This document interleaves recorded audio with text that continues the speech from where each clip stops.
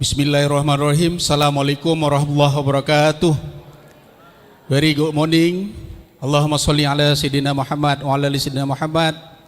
Ladies and gentlemen, I would like to welcome all of you, distinguished participants. I am Yusri Dharma of the Civil Engineering, Universitas Syah Kuala, will be the moderator of this keynote speech session today. The annual international conference called AIC is a prestigious multidisciplinary scientific event organized 14th edition. AIC bringing the theme Green Technology for Sustainable Development Goals. This theme reflects our dedication to addressing global environmental challenges through a comprehensive multidisciplinary approach which is explored across three main tracks of the conferences of these conferences. The first one is science and engineering, the second environmental and life science, and finally the third social science. Well, for this conference, we have three keynote speakers. The first is Honorable Professor Dr.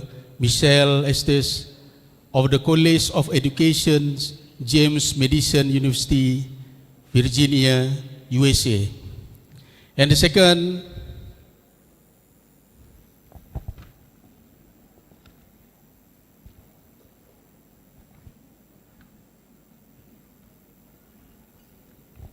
Honorable Professor Dr. Ramadan Shah Putrajaya. Not this is because of the papers, yeah, Prof. because Prof. Ramadan Shah is awak tanya cheat already, yeah. Okay, from the Faculty of Civil Engineering Technology, University Malaysia, Pahang, Al Sultan Abdullah, Malaysia. And the third keynote speakers today is Honorable Professor John McCarthy of the Resource, Environment and Development Program, Crawford School of Public Policy, the Australian National University, Australia.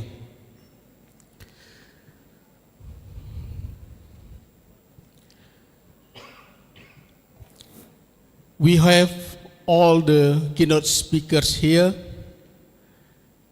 especially Professor Ramadan Shah, which is can join us on site. And Prof. Ramadan Shah, would you please join me on the stage and give applause to Professor Ramadan Shah.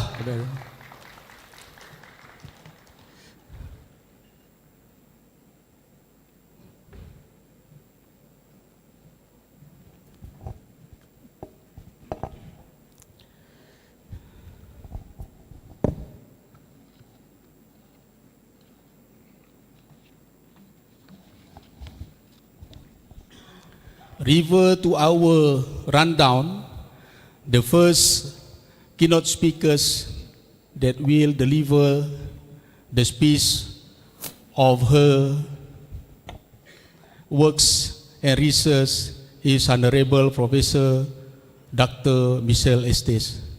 Professor, are you with us already in the Zoom? Yes, I am here. Okay. Can Thank you hear you. me?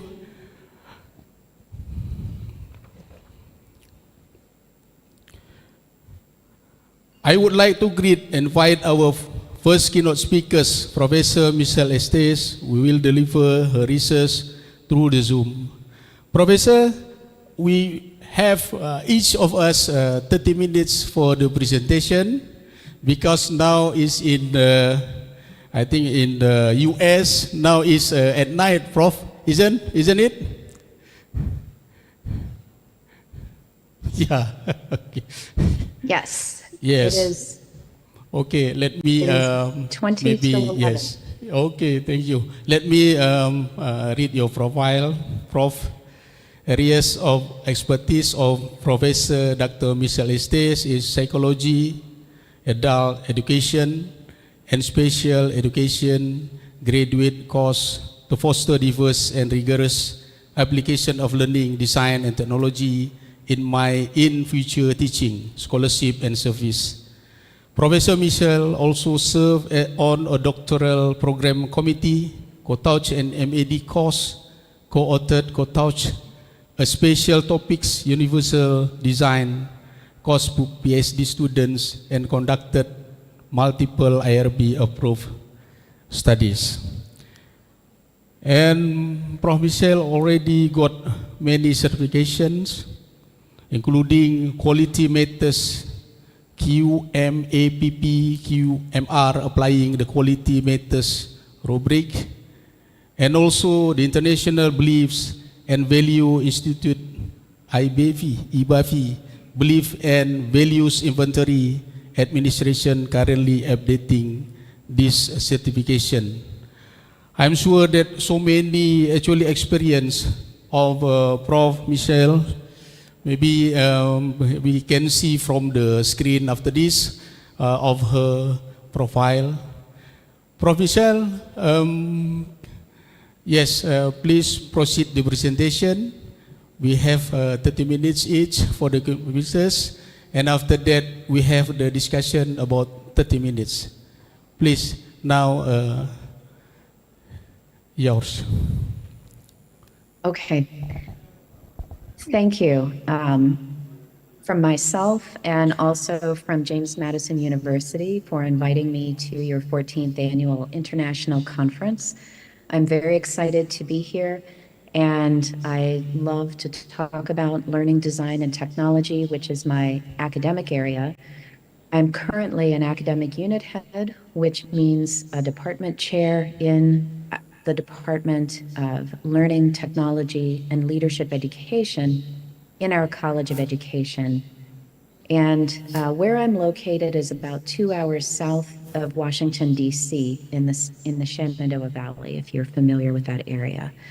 And I would just like to talk about the evolving field of learning design and technology, as I think there is much potential in the area of sustainability.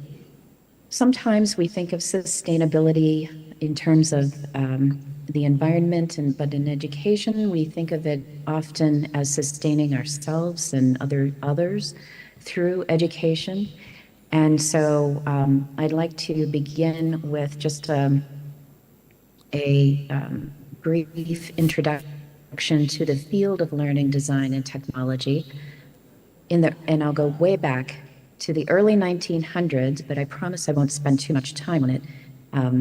As audiovisuals were emerging, researchers and academics were very interested in how audio influences learning, how visuals influence learning, and as technologies evolved over time, how those together deliver a message that we then learn from more deeply and can recall in very memorable ways.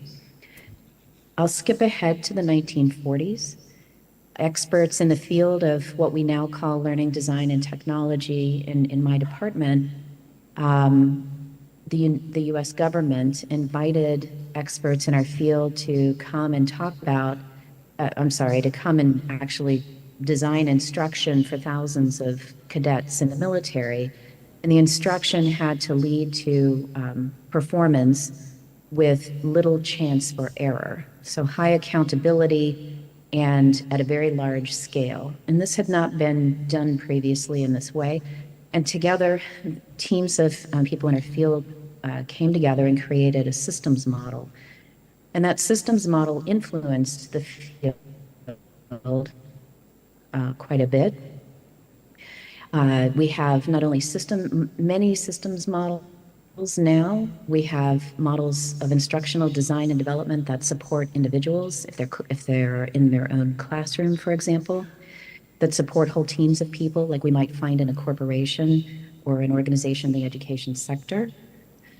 And then we have models that support researchers, developers, and things like that. Skipping ahead, I chose to mention next the World Wide Web in practice because in the early 1990s, this was absolutely revolutionary in the field. It not only changed the way we think about technology, but also the way we think about teaching and learning. So the learners became much more central to learning through discovery, choice, options, and the instructor became more of a facilitator. And throughout this time, various things existed, but as we know in education, technologies may emerge and become more popular later on, and also in the general public, this tends to happen. And so learner experience or user experience research became topics of interest in our field as well as other fields. And then, of course, the pandemic came in 2020, and we immediately had to put everything online. And this idea Recording in of progress. widely published in our field, because what people experienced when we moved online was not at all what we teach in our field. It's not what we hope for. Instead, it is very much an emergency situation where we're simply materials online and teaching. But the quality online learning is what this field focuses on instead. And so we're trying to shift the narrative around what does it mean to research, to explore, to practice quality online learning. And so the Quality Matters certification that you heard mentioned a minute ago is something that is provided. Quality Matters is an organization that provides certifications that train individuals on how to develop quality online learning experiences. And then in November of 2022, our field was a bit disrupted by generative AI. Of course, it's been around for decades. Artificial intelligence has. But in November of 2022, I knew immediately when I heard about Sam Altman and OpenAI and what they were doing, that this was going to change education where we were, and it would not be something we could ignore. So I was doing training in the local schools, training at our College of Education, connecting with people on campus about how to do everything from developing faculty and students to use AI effectively, or at least engage in conversations about what ethical use of AI means. But also developing, co-writing the generative AI guidelines for our College of Education, a syllabi statement, what choices do I have? What does this mean for faculty and students? And then I just wanted to mention that during all of these changes in psychological theories of how people learn, on which our field is based, they evolved over time, of course, and the philosophical thinking evolved over time from just being focused on technologies to being focused on design and instructional design, to being focused on learning and learners and human-centered learner research. And then sort of this recovery and thinking about quality online learning.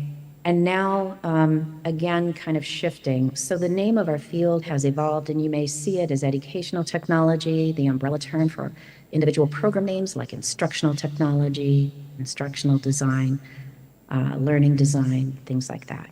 So that's the field that I'm in, and that's a bit about the background or how we are evolving.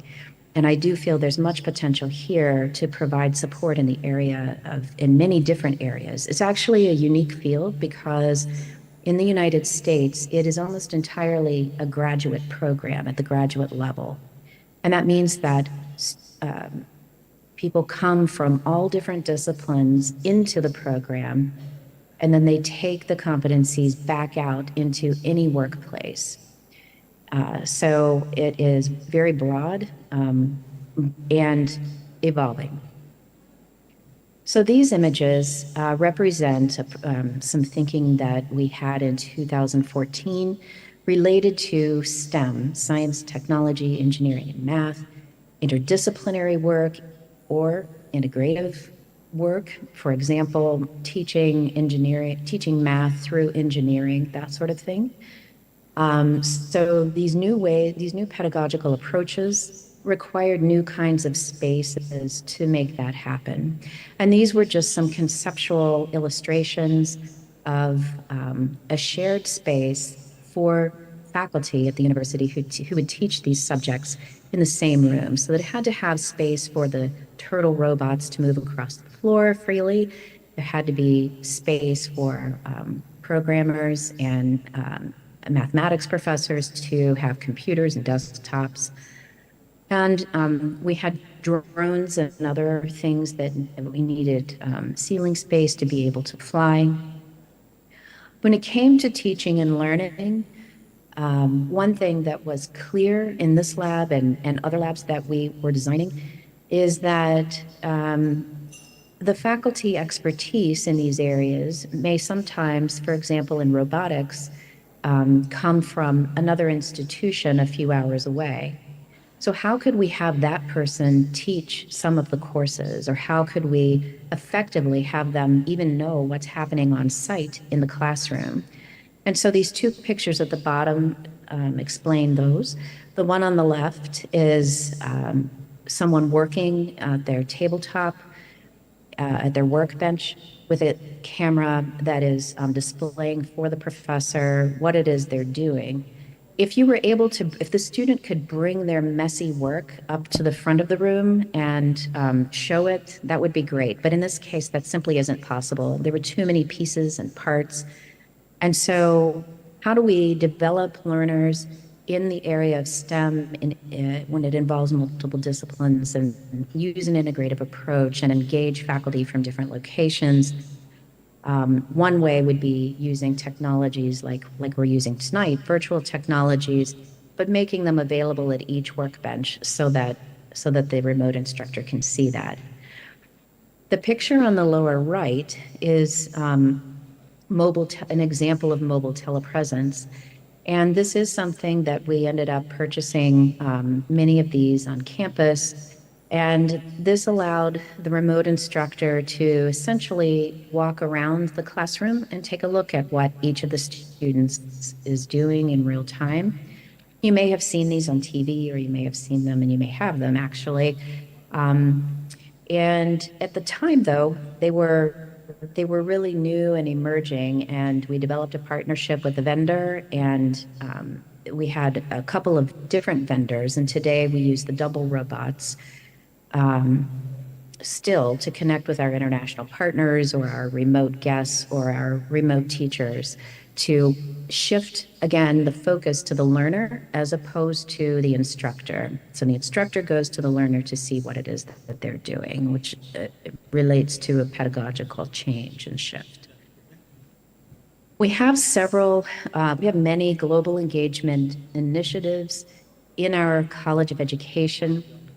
And I do want to talk just a little bit about global engagement work and let you know that that relates to some of the kinds of things we do with technology and some projects that I've been involved with that relate to research, practice, sustainability, and just a myriad of things that I'll explain to you.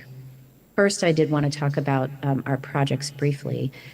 We work with many different countries. You can see the markers on the right map there on the right-hand side to indicate where we have active partnerships right now. And from these sites, we learn a lot, but we always seek to have a mutually beneficial relationship. And with these partnerships, they all relate to education, and they sometimes relate to higher education and sometimes relate to K-12, teacher preparation, those sorts of things. So this is an example of another international project. I'm not sure if let me see if I can, there we go. This is the International Beliefs and Values Institute, just a visual that represents this on their website. I'm a board member for this organization. It's a nonprofit run by a friend of mine, Dr. Craig Shealy, who is fantastic. He has developed an instrument that is valid and reliable to look at changes in beliefs and values before and after, so pre and post, when learners have an intervention that involves experiential learning or global engaged learning and cultural immersion, those sorts of experiences. And so this type of instrument is now used in our College of Education as we work with those global partners, and will continue to be used to understand what is effective in terms of preparing our students to go to other countries and really contribute, and to have an open mind, and to bring positive beliefs and values, and to return better for that work. And so we also use some values rubrics from a professional organization here in the US. And those are some ways that we assess that without using the valid and reliable instrument that I measured before, just to do this more informally in our teaching and that sort of thing. So in Washington, D.C., we have the American Council on Education. This is a picture that came from their website. And one way that we have engaged with our global partners has been to practice collaborative online international learning, or COIL. And I had the pleasure of being invited to go to a training there where I went through a leadership certificate relating to COIL development. And that was incredibly helpful. I went to a couple of different trainings related to COIL. We had partners from Japan who came, and we met with them, and we prepared a grant and worked on that to develop a collaborative online international course that was co-delivered about beliefs and values at our university. And my role in international projects, because my background is in learning, design, and technology, I end up working in relation to technology on these initiatives. And COIL is a wonderful way to deeply engage with technology, with partners in remote areas to solve complex problems. I've been to many different sites and conferences around related topics, and one that was impactful to me in particular was a UNESCO conference in Uppsala University in Sweden. There, I met a team of people working on projects that wanted to partner and talk about education for sustainable development. And so we worked with Education for Sustainable Development for several years. It's still in action, the global South and North conversations that are had through technologies and about technologies that help sustain us and our environment and our well-being. And so this has proven very helpful in our partnerships, and together with that ESD Innovate partnership, we ended up developing COIL courses to share across colleges of education. Our countries were Switzerland, Sweden, the US, I believe Uganda, and then South Africa as well. So a very exciting COIL project. And that project involved science. So while I helped with the technology, there were scientists who were part of the project teaching about the environment and integrating that into their teacher preparation programs. This visual is a poster, essentially, that describes another project that relates to sustaining ourselves, collaborating for the common good. My role in this was developing an interactive community engagement site, an online community for about at least 90 experts who would gather in-site each year and then work virtually throughout the year in between those on-site visits. And it was an amazing project that involved experts in human rights, animal rights, women's rights, psychology, and just many other areas. Anyone who wanted to save the world, basically, and was an expert in academia or in practice. And we joined together to complete various initiatives. So what this poster represents is it shows what the website looked like. It shows some of the features. It's a little difficult to read. Of course, it's too small. But the participants in this project could go in and communicate with each other. We settled on some common technology features that could be used, just like with virtual exchange.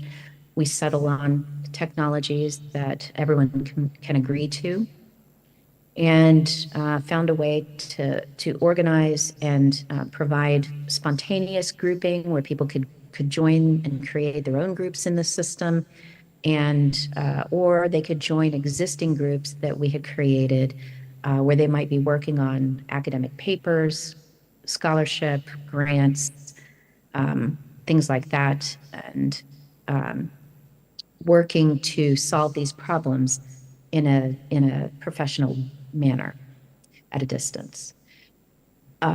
This is an example of going back to mobile telepresence and Summit X that I just showed you. Technology was not only online, but it was also this mobile telepresence in person.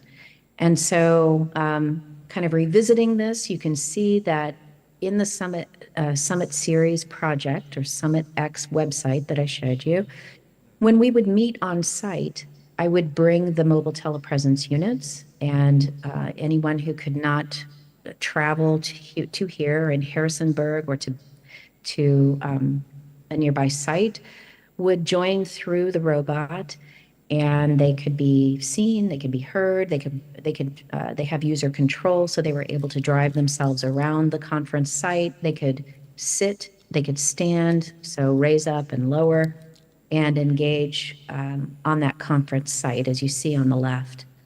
On the right, with mobile telepresence, and I blocked out the faces of the people on that unit, but we had some guests join a class in that picture on the right. As you can see, it was during the pandemic. Everyone's wearing their masks.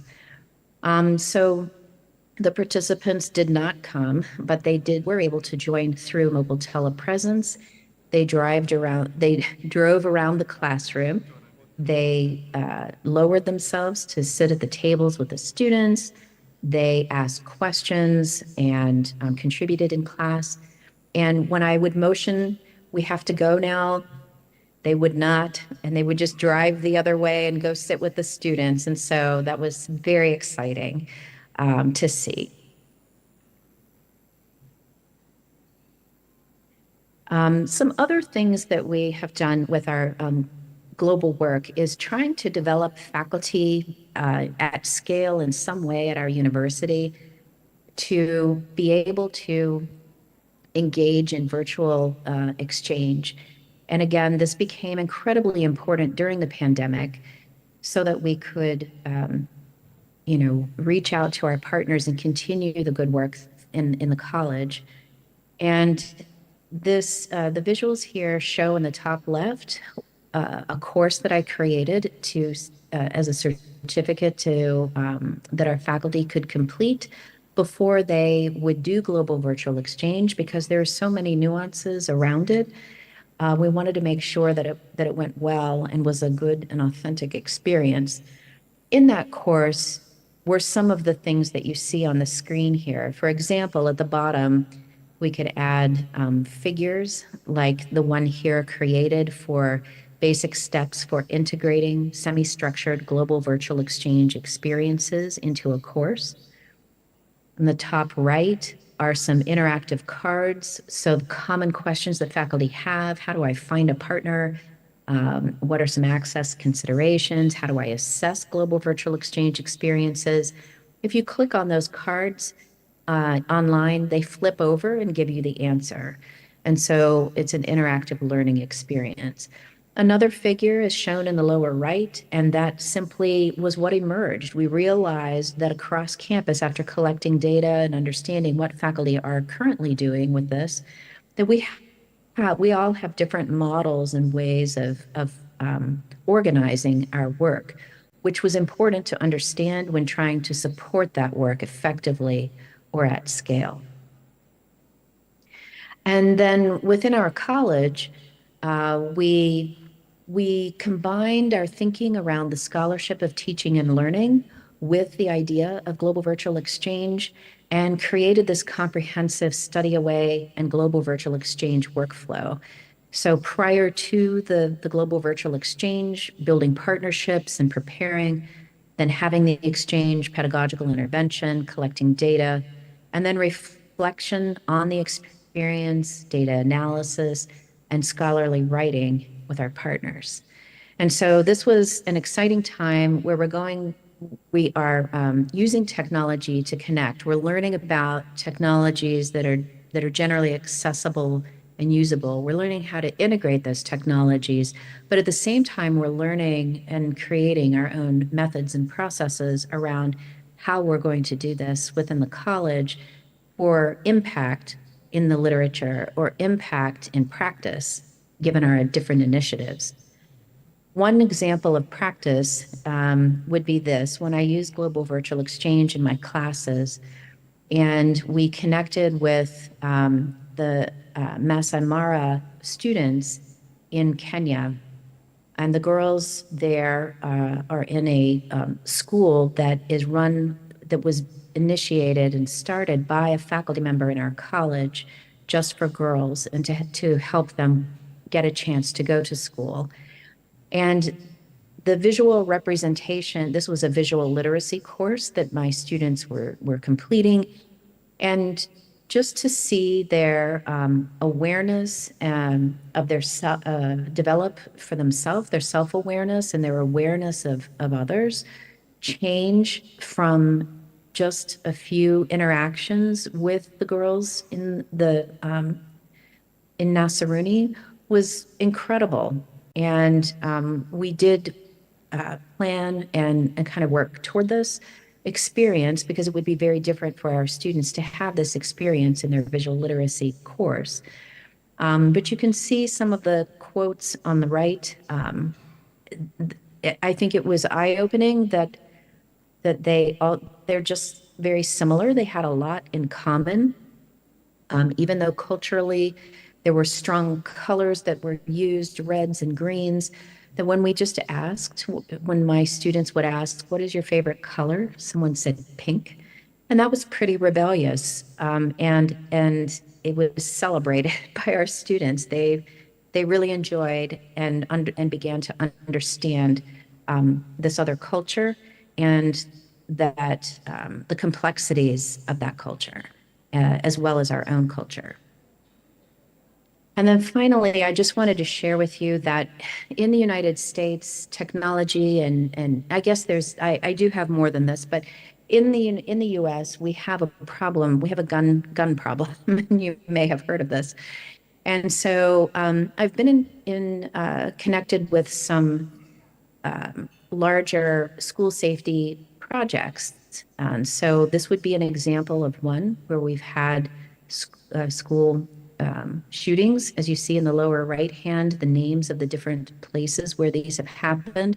But you can also see that through visual design and media, the target audience for this are pre-service teachers. They're not yet teachers.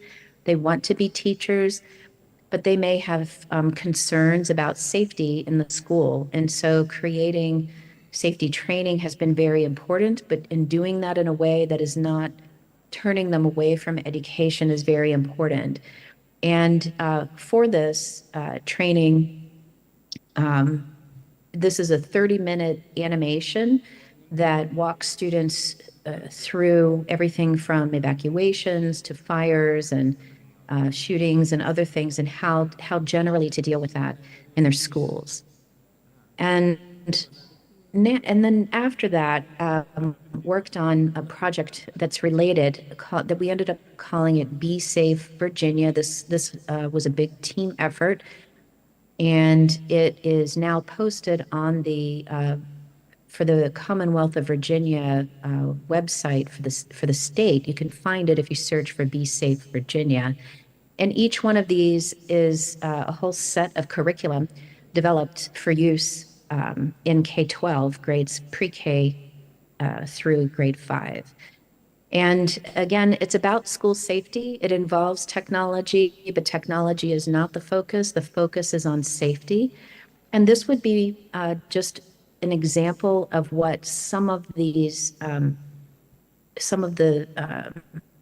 screens look like in the work for school safety, but customized at various levels. I want to mention that these were created by artificial intelligence and generative AI using a variety of tools, not just one. And we ended up creating actually more than 1,000 images for this particular project alone within about an 8-month time period. So there were two of us working on generating images, working very hard to get the images to be exactly what the authors wanted, who were creating the curriculum and the lesson plans. And so this was a big foray into generative artificial intelligence in terms of using visuals for this project. And in our field, there are many things happening right now with generative artificial intelligence research and grant projects. For example, just a quick summary of the current literature in the leading journals shows linguistic and cultural differences influence the adoption of AI use. But there's also literature and research that shows that AI detectors not only are biased, but they are biased against non-native language speakers in the English classroom, which means that it may be, students may be flagged as using AI in a class that doesn't allow that, even if they didn't, because of the non-native speech. And so researchers are looking at access. They're looking at equitable AI adoption and participation, ethics and implications for teaching, learning, policies that relate to this. We have many efforts with the U.S. government, the state, UNESCO, of course, and in our own college and in our own university. I was on a presidential task force for AI. A little bit of research done in the college, for example, but also found widely at the onset of this introduction of ChatGPT, perceptions people have in education, their fears, their confidence or self-efficacy, different applications. There's pedagogical strategies, of course, for AI use in education. We're looking at a grant now that has to do with creating pathways from high school or secondary schools into the AI workforce or into higher education where we are, then into the AI workforce, which may require looking at endorsements and credentials and other things to come. So there's a lot happening in all of this, and we're very excited about generative AI, but also I'm very excited about it. I know some people are very concerned. There have been several surveys of college leaders in the United States about this and its impact in higher education. And generally, people, the majority of presidents and provosts and information technologists, leaders on campuses, about half to a slight majority are interested and really curious about this. And but when you get to the provost level and in academic affairs, you start to hear concerns about plagiarism, cheating, things like that. And so there's still a lot of reservation in terms of academics in this area. And we want to get it right. It's not great at citations and references. And when you do research, of course, those things are critically important, and we want students to think for themselves. So one question I have is what are people learning in the age of AI? What does learning mean? A final question or statement that has been made in our literature a few years ago was by Dr. Reeves. He's at the University of Georgia in the US, and I was in the doctoral program there with him when he was my professor. He wrote, "The research we have in our field is not the research we need." And this was, I think, just really poignant and timely, that we can continue as researchers, as we have, conducting research on isolated technologies and processes and performance and design and development and publishing in journals in order to get tenure and promotion. Or we could take a new direction, he says, where we develop robust multi-year research agendas focused on important problems and innovative solutions. And then also shift the promotion and tenure process to judge our worthiness on evidence of impact as opposed to simply the number of publications and so forth. And he suggests closely collaborating with practitioners, establishing our field as preeminent in meeting global problems related to education. And this is exciting because the work that I had been connected with was with psychologists, it was with activists, it was with advocates, it was with educators, but it wasn't necessarily with other people in learning design and technology, except when I began working in global virtual exchange with AIC in Washington, D.C. So this is an exciting time in our field, and we look forward to making a difference in advancing and moving forward with these things. And I thank you for inviting me and for listening to this presentation. Okay, yeah, can we give applause to Prof. Michelle? Very amazing, I think, because before this, because my background is about the road construction and transportation, so mostly we talking about the sustainable in the maybe the materials. And now maybe all the audiences also got the new experiences and new technology, because Professor Michelle talking about the sustainable education. Some of because the interesting one is about the safety in the school. That maybe the safety in school before this, and Prof. Michelle link this one to the AI, the use of AI for the education. So this like the implication for teaching, learning, and policy, and also the pathways to the AI workforce for the future development, I think. And some I read from your CV, Prof, regarding like this evaluation of the faculty or the department of the school, so measurable department goals and something like that. Is it any new technology to measure this one? For evaluation and assessment? Yes, to see that one, because sometimes in my department it is difficult to measure after we do something like that, to improve their teaching, how they teach the people, because the audiences here is mostly lecturers. We are the lecturers here, so maybe we can get some input from Professor Michelle.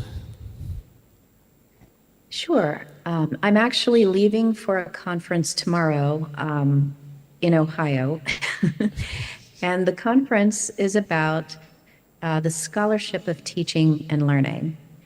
And the scholarship of teaching and learning, I mentioned in my presentation because it sort of elevates the act of teaching and learning from lecture, from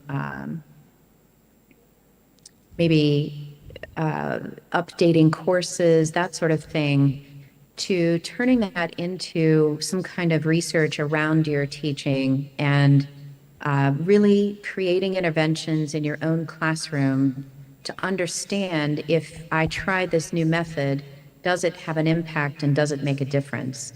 And so we would measure that, and it could be measured in many different ways depending on the choice of intervention. For example, if someone lectured and decided I would like to use a discovery method instead, an inquiry method, and ask questions and see how students engage. Are they forthcoming? Are they able to do this? We're using the flipped classroom method where they learn outside of class and then bring that into class. And in class, we do something with that knowledge together, so it's problem-based, that sort of thing. There are a lot of different ways to assess and it depends on which method is used for the teaching and learning. But we use standards, we use rubrics, we use the Quality Matters guides that help us align we do course mapping. So aligning the topics, the objectives, the content, the assessments, so that it's clear from the beginning to the end where we're heading, and then we create a rubric for those assessments to break it down, and we share that with the students so they understand what they're being assessed on and where we're going and what we hope to be achieved from this. So there are many different ways, but it does depend on what is being done. I think the values rubrics that I mentioned that are available, I don't know if they're available to everyone. They're online and they're through an organization in the U.S., but they help us with assessing soft skills and reflection types of activities, and looking for transformation and critical thinking, things that might be a little more difficult to assess, a little less technical, can also be assessed using rubrics. Yes, maybe we will try that one, Prof. Okay, give applause to Prof. Michelle Destes. Professor Michelle, maybe in the US already late night there. But then after this we move on to the second keynote speakers, Professor Ramadan Shah of the Malaysia. Okay, Prof, I will introduce you. Need to introduce you? Okay, maybe. Professor Ramadan Shah Putrajaya earned his bachelor's degree in civil engineering from Syekh Kuala University in 2008, going 2001, and then goes to Universitas Sains Malaysia, University Science Malaysia USM in Penang. Berarti sama dengan Bu, similar to Bu Dr. Lulusi ya. Candidate, inshallah. Amin. Where he completed his master's degree, followed by a PhD in civil engineering in 2011. His research interests encompass highway engineering, concrete technology, advanced materials, and nanotechnology. His innovations, including his early strength pervious concrete, waste cooking oil, and bio binder, and waste plastic in asphalt and green road also earned him several accolades. And I think the amazing one is from 2022 to the prison. He has been recognized among the world's top 2% scientists by Stanford University and Elsevier. Give applause to Prof. Ramadan Shah. Termasuk 2% scientists in the world. Yeah? Okay. Okay, Prof. I think enough from me to introduce. So because so many pages if I have to read that one. So now the stages and times is yours to present your works and research.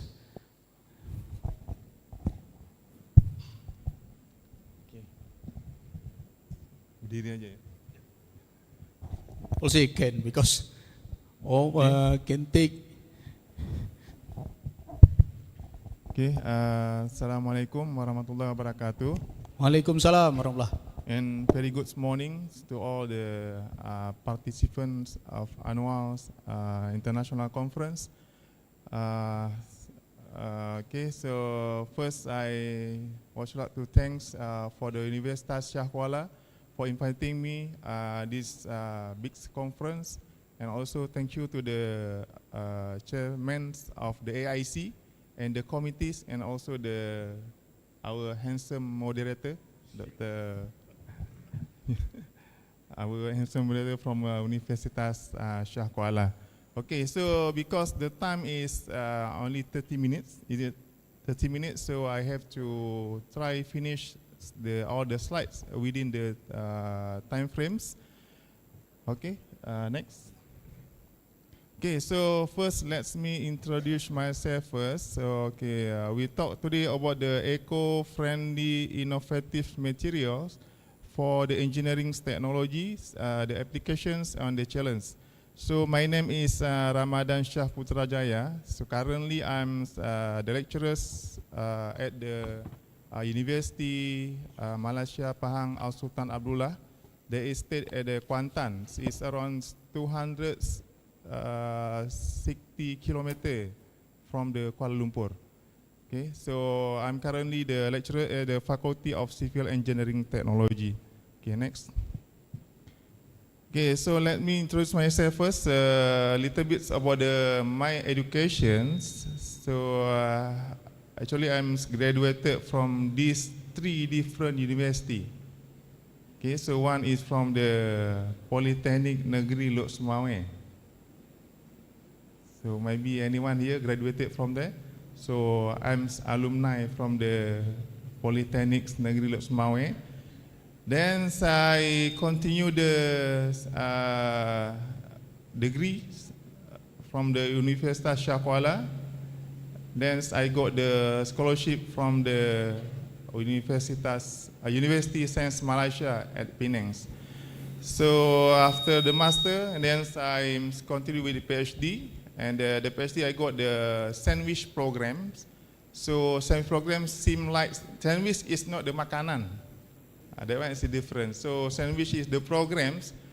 We stay in the USM for 1 year, and I'm moved to the National University of Singapore for another 1.5 years. So I'm graduated I finished my PhD is 2.5 years. Okay, next. Okay, so this is a little bit about my experience. So I'm previously, I'm the lecturer at the University Technology Malaysia. So this university in Indonesia seems like the ITB, Institute Technology Bandung. So I went there for the 7 years, and I moved to the MPSA. So this is one of the technologies and the engineering university, and currently is the ranking 601 in the world. Okay, right. Next.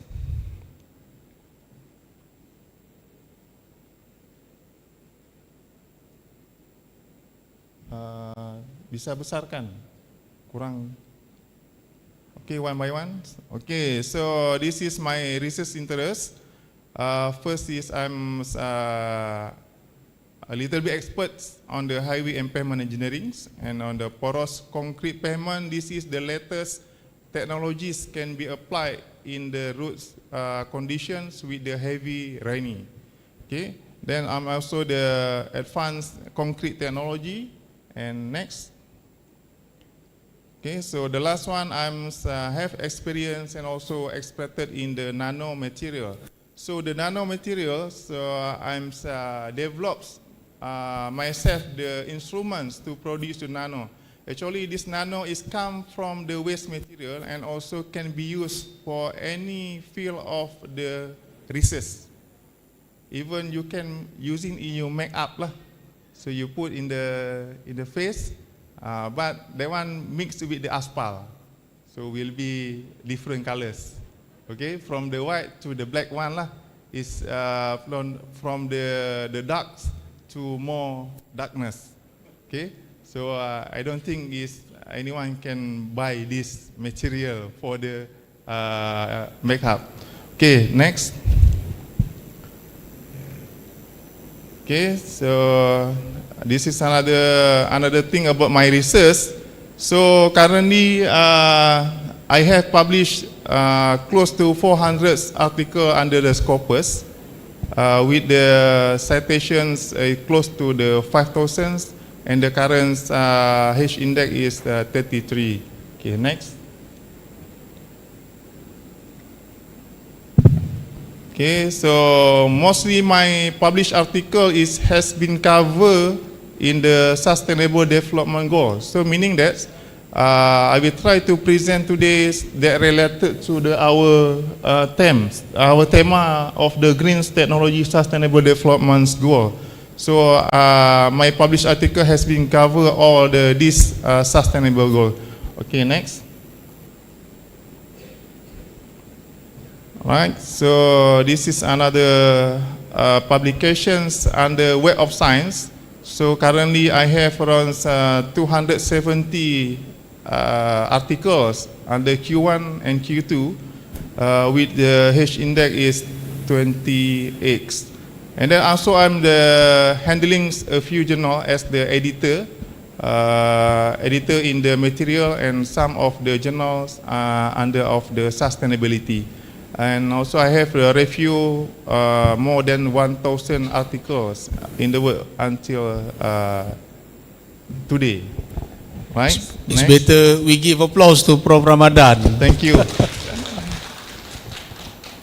Okay, so this is another one. Is from the Google Scholar. So the current I have 7,200 citations.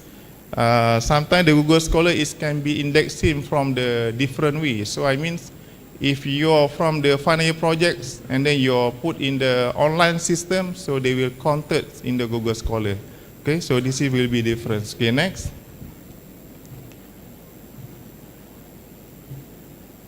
Okay, so at the moment I receive a few awards from the international level. So like example, the Howard Medal from the United Kingdoms and the special award for the some innovations exhibition in the Malaysia. Okay, next. Then also I'm got the special awards from the Korea. So this is on the producing of the nano material. Okay, next. Yes. Okay, so the last one is the global top review from the Web of Science. Okay, next. So we try to fast. Okay, so the current. Oh no, before that, before we go to the main part. Okay, so I have been listed for top 2% scientists in the world the 3 times, 2002, 2023, and 2024. Okay, next. Okay, so now we talk about the innovations that involved to the green technology. So I hope all the participants here will be understand from the slide. So if no meanings, it's good for me lah, because no question if it becomes. Okay, right. So next. Okay, so we talk about the industrial waste a little bit. Then next, municipal waste, and the last one is from the nano material. Okay, next. All right. So firstly, let's see about the that green technology can be applied in the root constructions. Okay, next. Okay, so maybe these terms like something hot mix asphalt, then warm mix asphalt, and then the cold mix, and the last one is the one of the graph. So I think this technically for the civil engineering part that can be applied. But the next I will explain some of the material that can be used for the general field of the study. Okay, next. Okay, so like the first maybe is about the recycled material. Okay, can be next please. Okay, the natural rubber and the bio asphalt and from the waste powder and the nano clay. Okay, so the natural rubbers also can be used on the agricultures. And the bio asphalt is bio is from the waste material, is come from the waste cooking oil. So I'm collected from the canteen, from the cafeteria after cooking from 10 times maybe. So the oil is will be very darkness, sangat what you said is very black sah. Then I collected from them and then I do some treatments and apply as the asphalt. Okay, so next. Okay, so this is some of the application examples. Okay, next. Okay, the first is about the bio asphalts and the waste engine oils. So from one of the test instruments that we call the AFM. AFM is for the field emissions test. It's very sensitive, so that can be seen on the structures inside of the sample. Okay, like example here, the waste cooking oils and the waste engine oil. So when we mix to some of material, so they will improve in terms of the performance.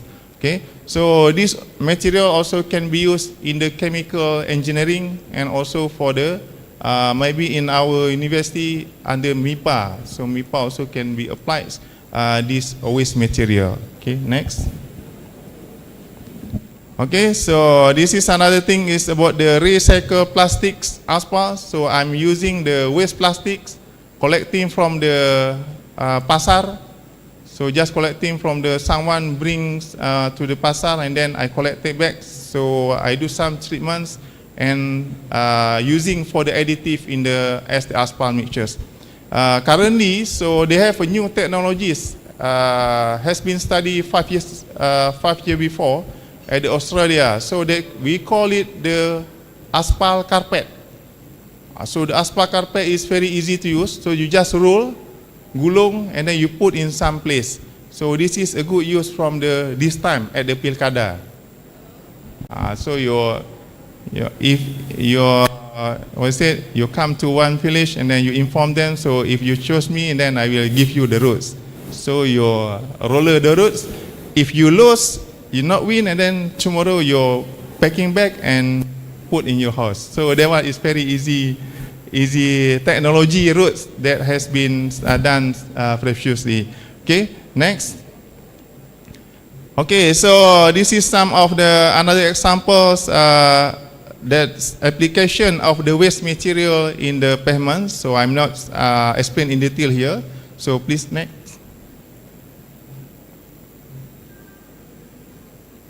Okay, so this is another new research that can be used not only in the civil engineering, so the other field also can be applied, especially in the agricultures. Okay, so what we can see here, so this is some of the woods. So the wood we burns with the temperatures lower than 100 degrees, and then we will go in the powder form. This next. Okay, so and then we can convert to the ash. So meaning like the powder. So seem like the tepung lah. Okay, so this one can be applied for the filtering of the water. But I'm not sure how we do that part. But in the civil engineering, so we have used this material for improving the infrastructures, especially for the buildings and also for the roots material. Okay, next. Okay, so this is another examples applications that we can see here. Okay, so this is from the SEM test, the scanning electron microscopy test that can be seen. The surface of the material is very, can be said is very smooth. So meaning this will be reducing on absorb of the water. But this material meaning is not good using for the concrete technology, but it's good for the other field of the research. Okay, next. Okay, so this that we call the padi, I think you have seen in many places. Okay, so the rush after the padi, so they call the rush. So this material also can be used for one of the ways applied in any field of the research. I have seen this before in the Thailand, so they are using the waste rush husk for filtering the water. I think this is the good technology from the Chulalongkorn University. So currently, I'm using this material for applications in the roads or the pavements and also in the other infrastructures. Okay, so let's see the another examples.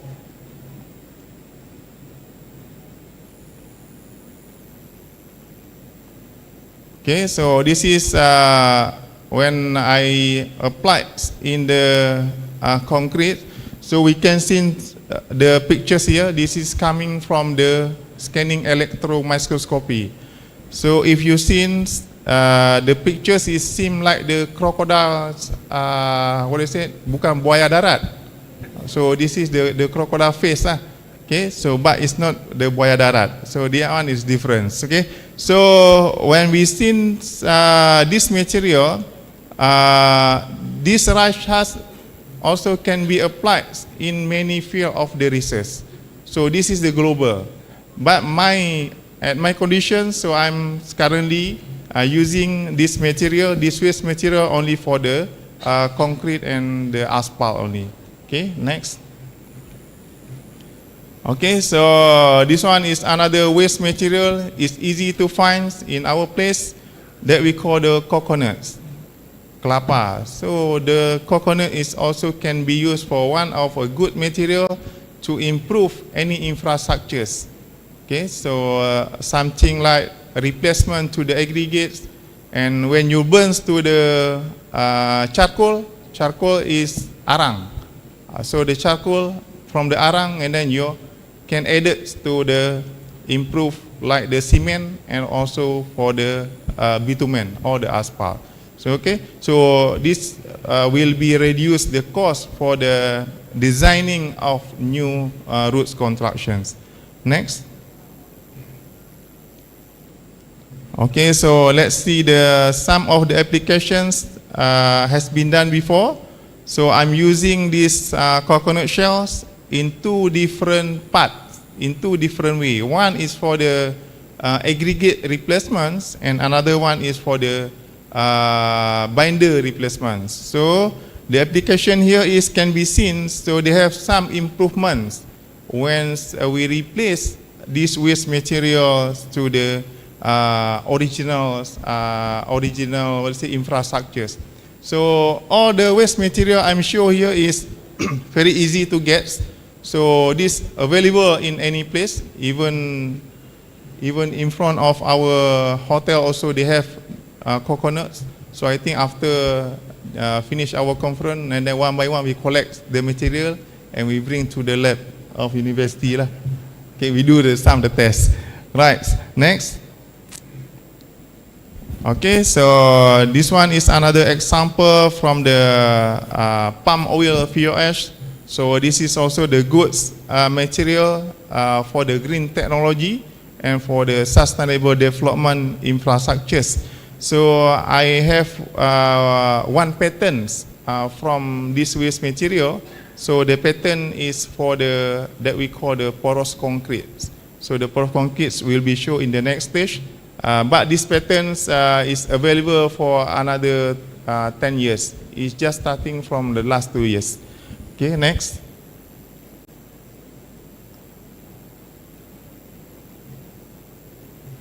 Okay, so this is another example for from the greens material. Okay, example, the first is can be seen the bamboo. So the bamboo also have many here, and this bamboo is very stronger if you put under the seawater. So I have 5-year experience research on this bamboo. So we put on the beach. I mean around 100 meters on the beach. And another one is 1 kilometer. So we check in terms of the quality, and also we checking in terms of the strengths. So that one can be seen from all the material, the bamboo will be show more stronger comparing to the others material. But we have to difference what type of the research you want to do. So if the infrastructures, then can be used this bamboo. Okay, so the another, I'm not sure yet because I'm not have any experience. Okay, so another thing can be seen here. There is about the aggregates and also the circumpadi or the hash, and the another material is like the go green for the paving blocks. Okay, next. Okay, so this is another example. The root is made from the waste plastic. So actually, this is one route in the Australia. They have built on 2010. So the route is for 1.5 kilometers, but this can be sustained only for the 5 years. So I'm not sure the latest, but I have also one project at the Bogor with the Sampurna University. So we applied these plastics on the road in the village for the 500 meter. So currently it's a good conditions and also can be sustained for the aggressive environments. Okay, next. All right, so this is my latest research. Also have got the patents at the international level. So this we call the porous concrete pavements. So actually this pavement is good using at the parking area and also for the cover of the drainage. So when the heavy rainy comes, then the water is will filtered directly. So meaning is no floodings on the top levels. But if the rainy is very heavy, then for 20 hours example, so I'm not sure is it can be suitable use or not. But at the moment, so I have do some tests for the heavy rainy for the 12 hours, and this can be used to apply in any conditions for the root pavement. Okay, next.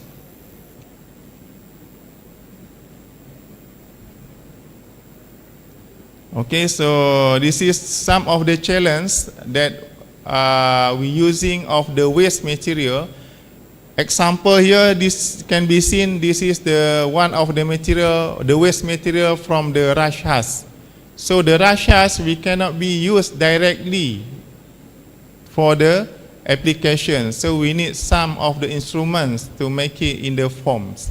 So example here, so I'm developed one cooker or one, what they said, furnace.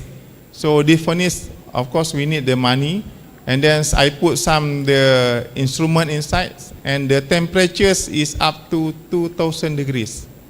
Okay, so I'm study from 0 to 2000 degrees temperatures, and then we'll be seeing what happens if we apply in the any infrastructures. Okay, so this is one of the challenge. And then next. Okay, so another challenge is this is in another field. So when we mix with the original material, then we got some problems in terms of the example here, in terms of the mixings. So when we mix, then it will be stuck. Sometimes when using the plastic, it will be stuck with the mixing up to hundreds RPM example. So what is another plan is, so maybe we have to use chemical reactor for solve these problems. Okay, next. Okay, so this is another challenge on using the waste materials in the infrastructures. So this is we call the hybrid material. So the hybrids, we combine more than 2 materials. So here is 3, and then producing another materials that we call the hybrids. But here is also have some challenge, especially on the chemical compositions inside of the material. Okay, next. Okay, so another challenge is on the testing part. So the part of the testing, currently we don't have any international standards for the waste material. So we have to develop ourselves to design and also to do the some tests. But we can modify from the original testing. So like example here is also from the hybrids with the different material. But we need more than 1 hour to generate the data from the instruments. So maybe if we're using the original material, it's only around 30 minutes. Okay, so this is one challenge on the using of the waste material in the infrastructures as the green technology. Next. Okay, so this is my dreams actually on the sustainable buildings. One day, if we have money maybe, so we can develop this sustainable building at Darussalam for the asrama mahasiswa. Inshallah, one day, yeah. Okay. So another thing is on the green material. This is also one of is the good for the material. So we can place this in the Ulele. So we don't have house here, and then we can come to the Ulele. So this is our house, and then we can stay here for until mati. Okay, right. Okay, next. Okay, so that is for my presentations today. So thank you to all participants. So I pass back to the our moderator. Thank you. Assalamualaikum warahmatullahi wabarakatuh. Waalaikumsalam warahmatullahi wabarakatuh. Thank you very much, Professor Ramadan Shah, and thank you for expedite also for the presentation. Maybe we are from the audiences from different backgrounds, but we are from the similar background, the civil engineering, and also we got Ms. Lulusi. Yes, can we can continue with the questions, because we have the limit times, and we got another the third keynote speakers. Maybe the first question comes from me. Prof, you did the cost benefit analysis for these new materials. Cost benefit analysis, cost benefit, the cost for the cost committee or to us, and I will read the question after this. And also the invited speakers, Prof. Eti Indarti. Well, yeah, after this, yeah.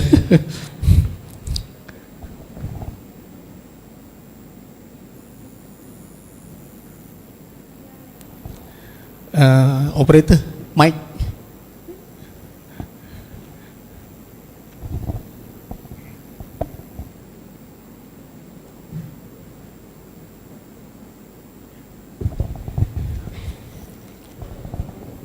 Okay, thank you for the time, moderator and presenter. Assalamualaikum warahmatullahi wabarakatuh. As you mentioned in your presentation, you have already made a bio asphalt as an alternative binder for waste from waste cooking oil and or from waste engine oil. Is the as modifier or extender or substitution?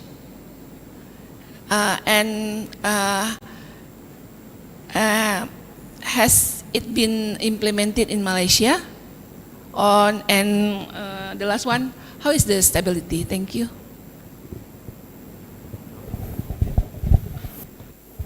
Yes, please, Prof. Okay, right. So thank you for the very good questions. Okay, first is on the waste cooking oil or the waste engine oil. So that one is we call the bio binders. Okay, so normally, so what I have done is the waste cooking oils or the bio or the engine oils. So we mix as the additive. So the asphalt is still there, and then we add with few percentage the bio binders, and then we see the improvements. So in terms of the application, so we have done for 1 kilometer routes at the Malacca. So Malacca State that is near to the beach.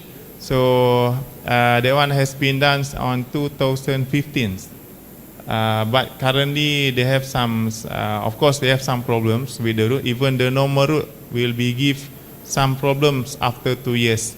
Okay, so what we can see is when we do the comparisons, so using the bio oil will be more 20% improved in terms of the strength comparing to the original infrastructures or original routes. But in terms of the long life, so it not much difference. And then another thing is the problem is on the repairing. So repairing is quite difficult when using the bio asphalt and comparing to the original pavements. But I think if another research can be continuous, so we can get to solve the problems actually. That one, I think that is my answer. Thank you. Okay, thank you, Prof. Another question, Prof. Eti Hidati. Thank you. Welcome. My background is different with you, but we also use, I'm agriculture and chemical also. My question is the use of the bio waste material. You use different kind of materials like rice husks and another bio material. I believe there is a lot of cellulose inside and other chemicals. Do you have any criteria, means that the percentage minimal of the substance inside requirement for the as a binder or as a filler for your asphalt? And also for the testing material, I don't know whether you make the testing for the temperature, maybe for heat thermal stability, because you dry it in the sun, and also the pressure. Of course, for the road, can you explain to us the differences with and without the biomaterial inside? Thank you. All right. Okay. Thank you for the questions. Okay. So actually, for any waste materials, when we apply in the original ones, I mean, even the addings or the replacements, so the maximum can be used is only 15%. So 15% from the total volumes. Okay. So we have tried until 100%, but it's not functional. So meanings when we increase the percentage, so the strength will be decreased. That one is the problems. So that's why from our experience, so the best percentage can be using as the replacement or adding or anything is only for the 15%. Okay. So another question is in terms of the testing. So the testing, like I'm sure there, example the rashas. So we need the TGA test, thermal gravimetric analysis, to check the temperatures. Is it the powder form is suitable use or not? And then we using the another test like the SRF and SRD and many chemicals tests that to confirm the result is in line with the best material. Okay, so I think is my answer for the questions. Thank you, Prof. Ramadan Shah. I think this session is from Prof. Ramadan Shah, and we give applause for Prof. Ramadan Shah for his amazing research and works. Okay, Prof. After this, we move on to the third keynote speakers. You can stay here, or you can do that. Sana aja, ya. Okay. Yes, and we give applause to Bu Lulusi and Prof. Eti Indarti for amazing question. Thank you, Prof. Actually, yeah. Although we have the different background, but in terms of the use of materials is maybe similar, Prof. From the chemical engineering and also from the pertanian, that one. So we need to provide or to find the green material for the future. And the third keynote speaker is Prof. John McCarthy. Prof already on the, yes, join with us. Thank you very much, Prof. John McCarthy. I want to read your profile first. Prof. John, of the Resource Environment, Environment and Development Program, Crawford School of Public Policy, the Australian National University, Australia. Professor John McCarthy is an expert on rural development and resource policy in Southeast Asia and works on problems of environmental governance, forestry and agriculture, rural development and food security. He is on the board of the ANU, Indonesia Institute, and a member of the ANU, Institute for Climate, Energy and Disaster Solutions. Some of the tasks assigned during 2023 until 2024, country lead developing in integrated approach to climate change adaptation, food security and social forestry in vulnerable and indigenous communities in eastern Indonesia. Koneksi, Prof. Is it right, Prof? Yep. Knowledge Partnership Platform Australia Indonesia. We call it Koneksi. Maybe Prof, you can speak Indonesia. Indonesian? Bisa. Oh, bisa. Ya, saya sebenarnya S3 di Aceh. Selamat Okay, bisa. pagi kepada Yeah, semua teman di Banda Aceh dan di Kuching.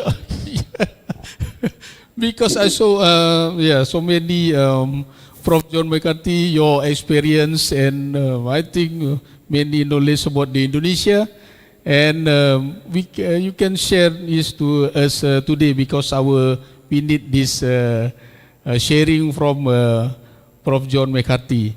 And also after this COVID-19 and for food system in the Indo-Pacific, an assessment of vulnerabilities, impacts and opportunities for action, Australian Centre for International Agriculture Research. Honorable Professor John McCarthy, this is time yours. Please present your works and research. We got 30 minutes. Yep. Okay. Terima kasih kepada panitia untuk undangan untuk berbicara hari ini. Mungkin saya pakai bahasa Inggeris sebentar lagi. Okay. Saya menyesal tidak bisa saya hadir di Banda Aceh. Saya selalu suka datang ke Banda Aceh. Dan saya tetap menghargai hubungan dengan teman-teman di Uncia, karena saya S3 sebenarnya di Aceh dan disponsor oleh Uncia, oleh teman-teman di Uncia. Okay, saya mulai dengan presentasi. Maka, okay, I just share. Okay. Maka, can you see that? Okay, bisa lihat? Yes. Okay. Right, I just move this.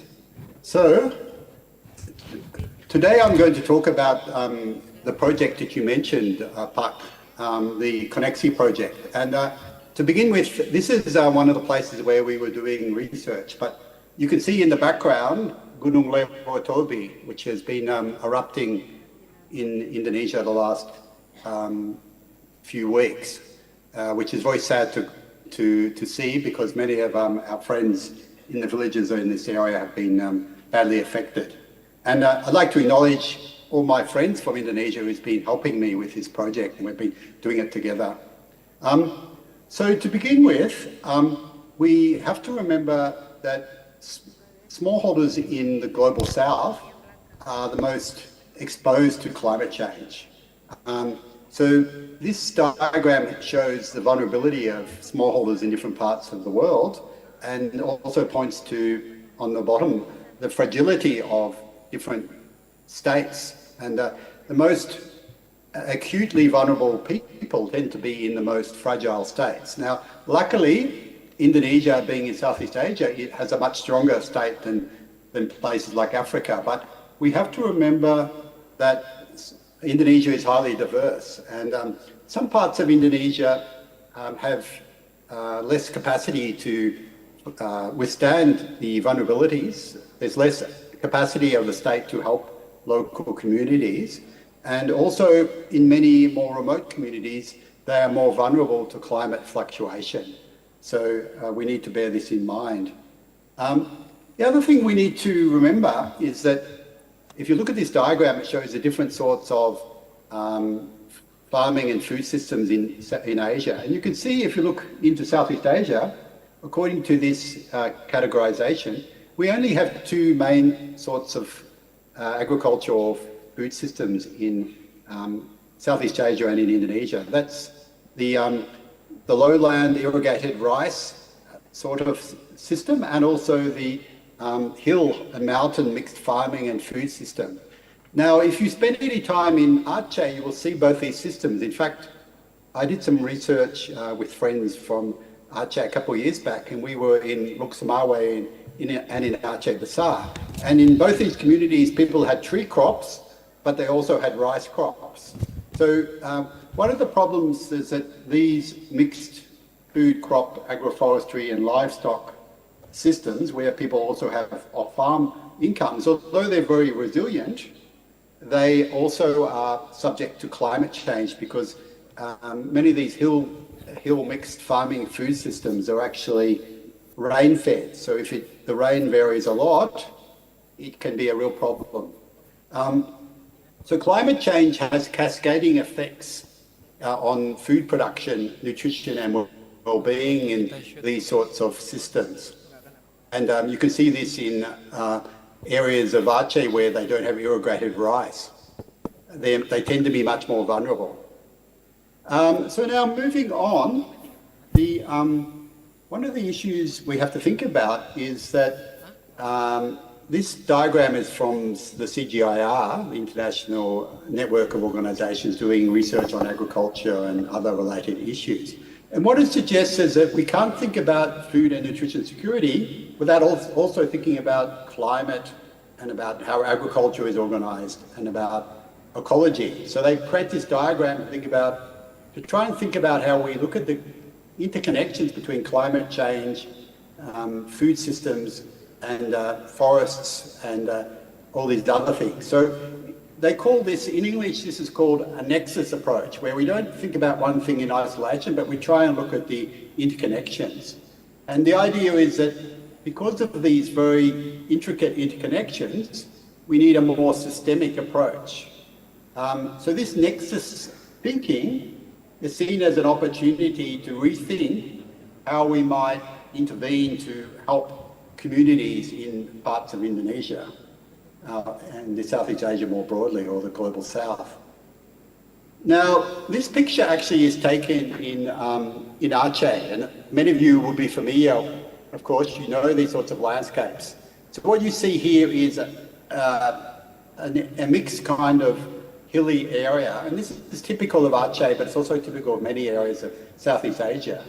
So what's happened over the last few years, because people have seen that these sorts of landscapes are very important, the idea has emerged that we should apply both ecological and social principles to developing sustainable agriculture and food systems in these sorts of landscapes. And this is called an agroecological approach.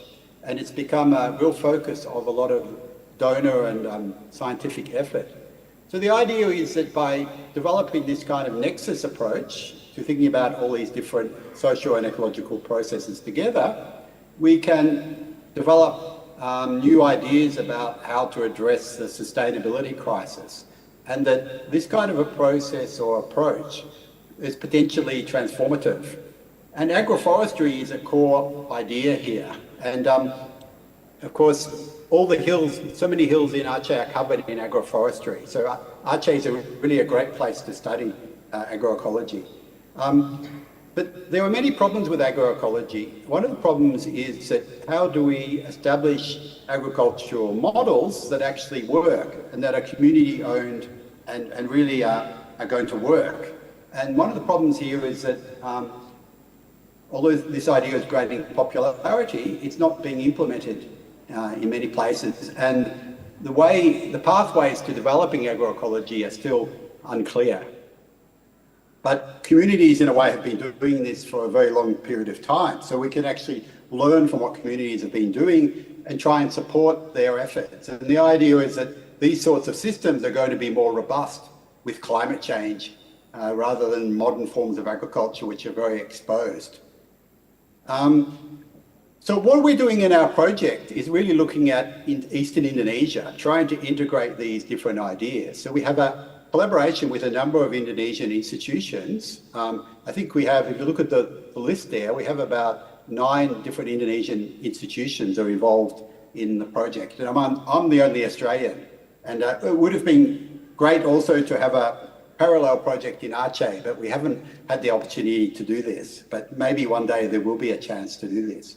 In fact, this is the first project I've done in Nusa Tenggara Timor, and what I find is there are real similarities with Aceh.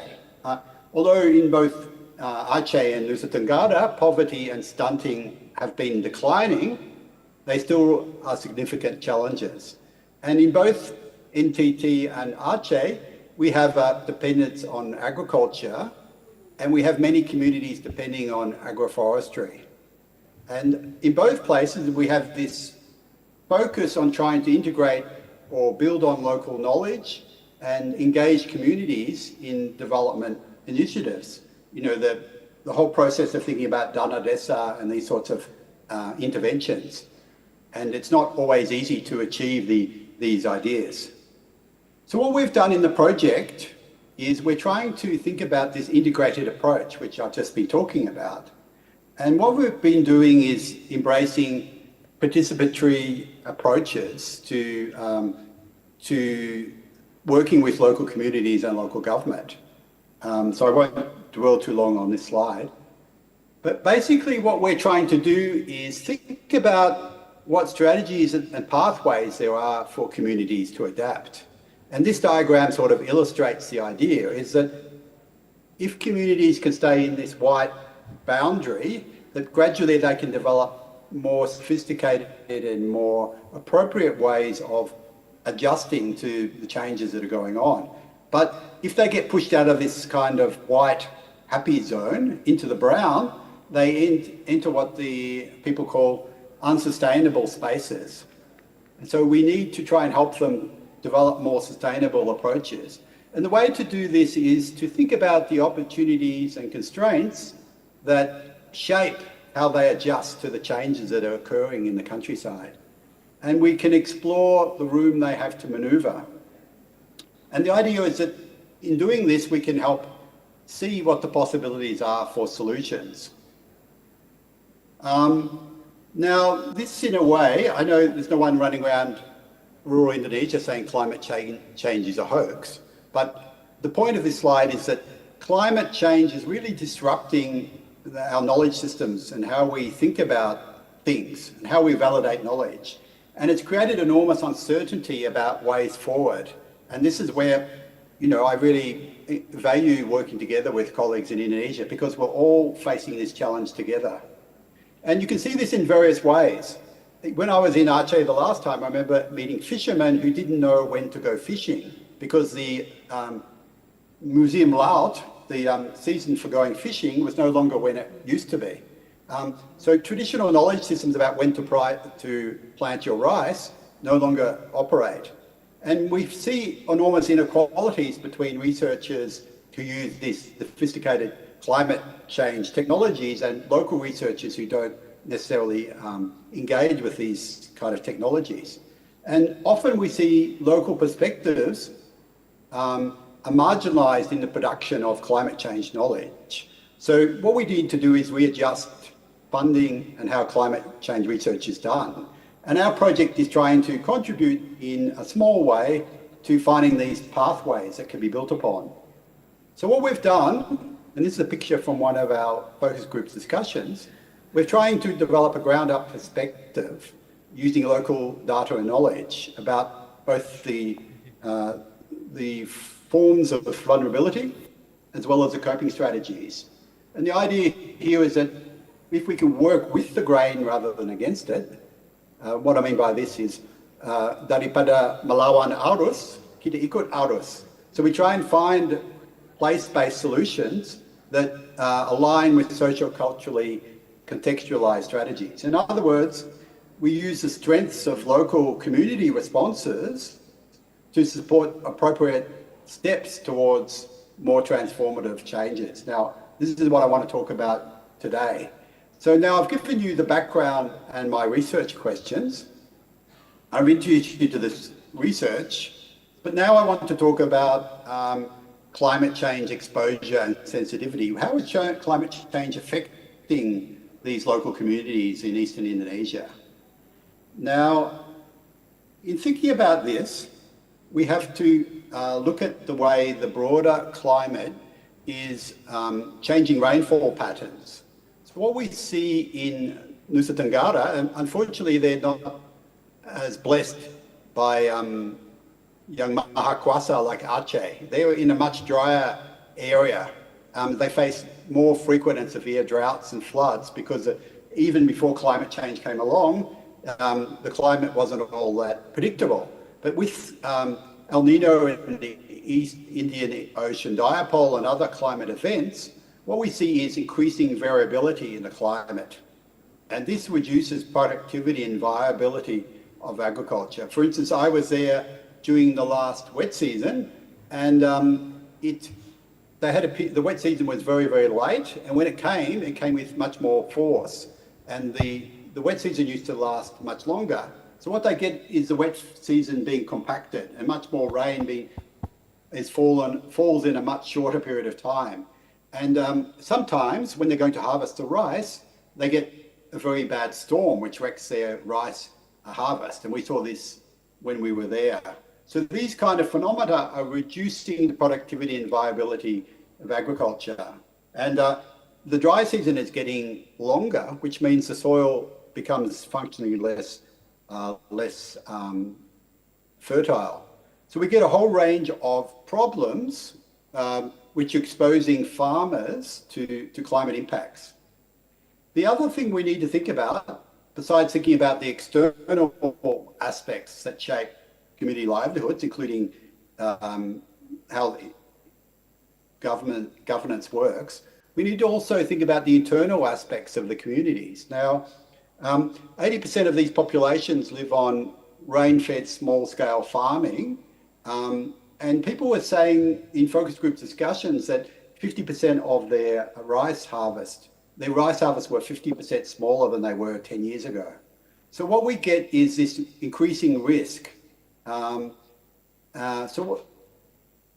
when we think about this, fortunately, the IPCC, which is this international body that does all the research on climate change have come up with this diagram, which very nicely represents the nexus that I'm talking about. So what this idea suggests is that climate change is part of a process that leads to a poverty trap for rural communities, that there's a whole set of things that go on in these communities, and they make it much more difficult for communities to adjust to climate change. And what we see, this is kind of one way of thinking about the set of problems that creates poverty and food insecurity in these contexts. However, there's also a much more positive way of thinking about it. And this involves looking at what gives communities resilience. And if we work with the ways people construct their livelihoods and how they manage risks, this can give us real insights into how we might deal with these climate change issues. So we need both these kind of lenses, if you like. And so this is what we're trying to work with. Okay, so now I want to move on to pathways and strategies that communities use.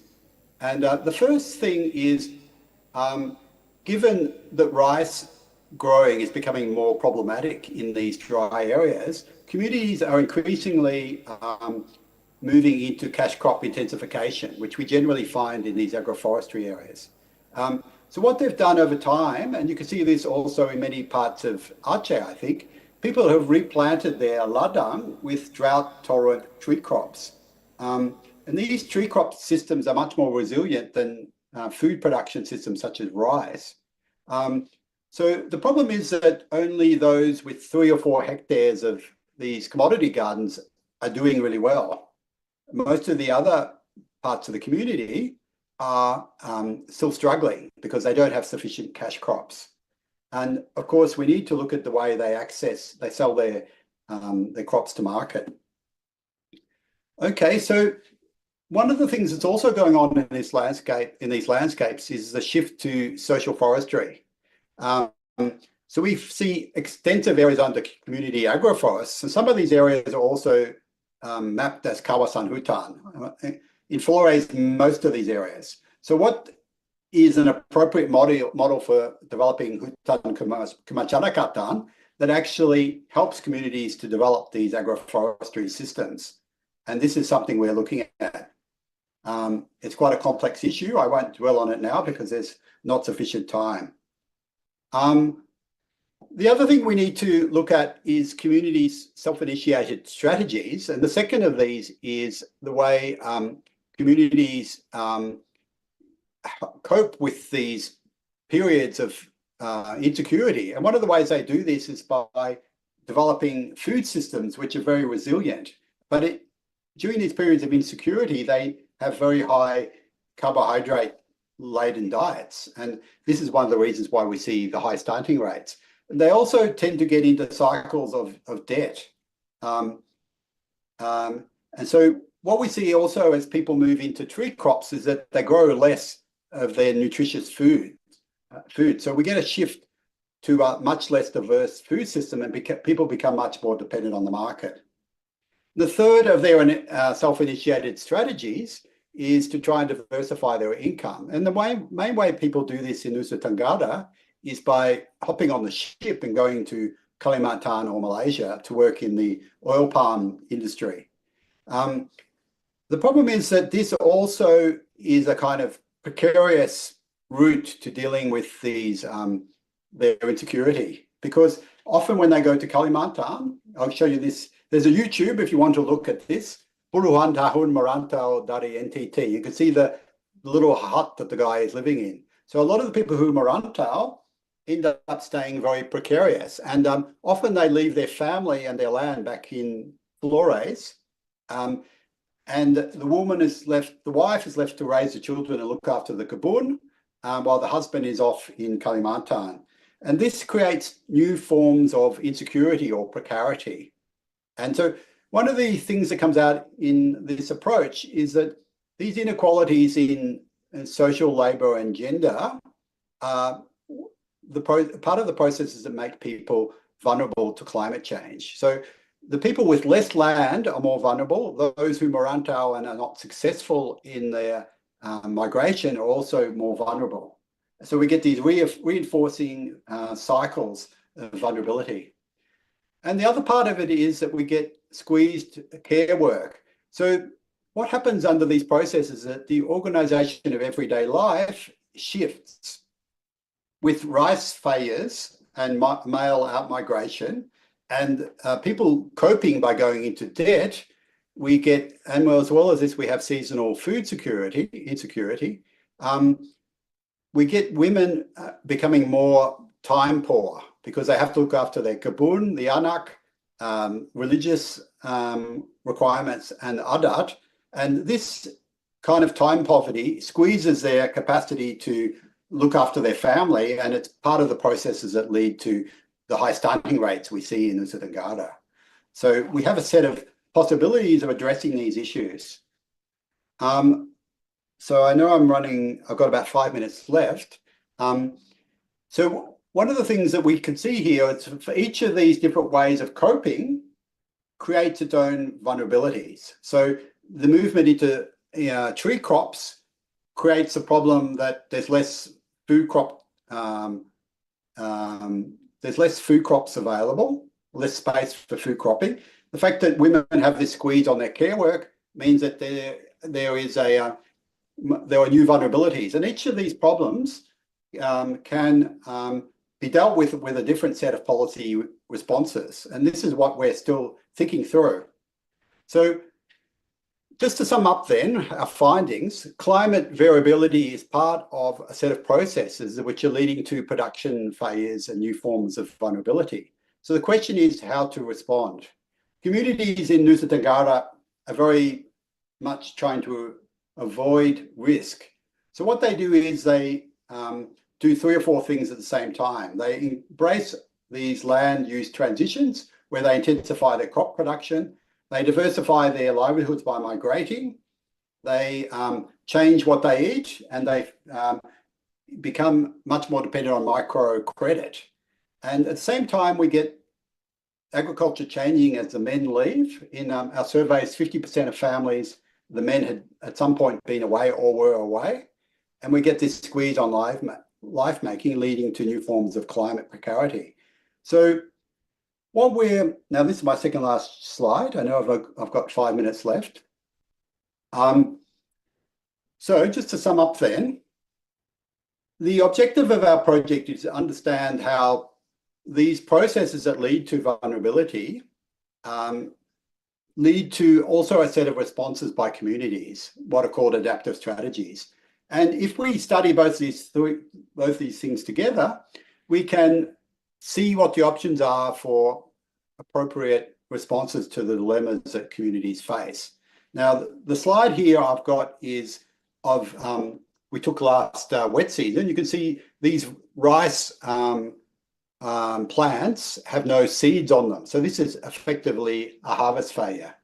The reason for the harvest failure really was because when they planted the rice, it just didn't rain at the right time.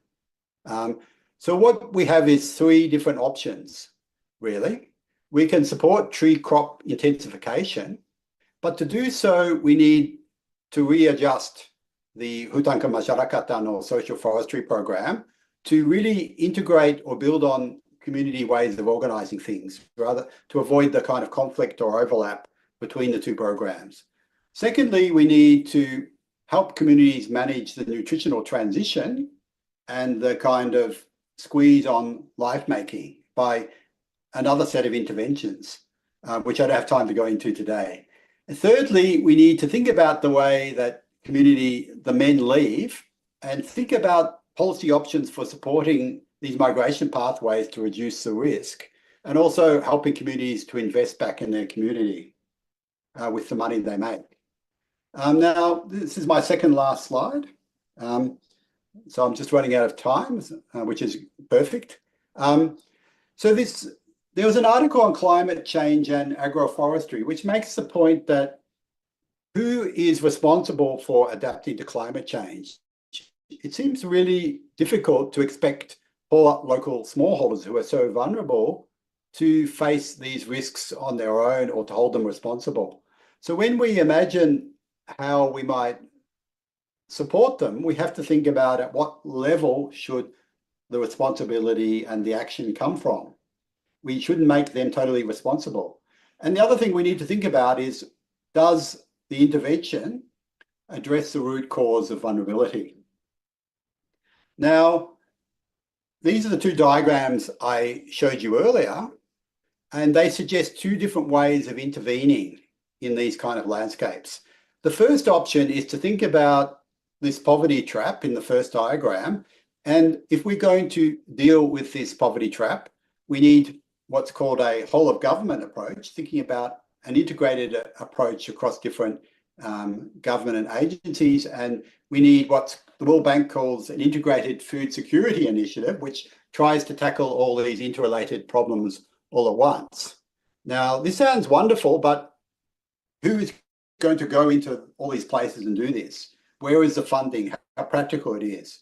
So the other option is to help communities and local governments to go through an incremental learning process and to develop their own capacities to try and deal with these challenges. And the idea here would be to catalyze place-based solutions in local government and local communities. Now, obviously, the problem with this second solution is that it's not working at a sufficiently high scale. So perhaps what we need in the future is a combination of these two different approaches. So thank you. So this has been work in progress, and I'd be interested to see if anyone has any reflections. And I think there are many parallels with rural Aceh. So I'd be interested in people's perspectives on this. So thank you very much, everyone. I look forward to your comments.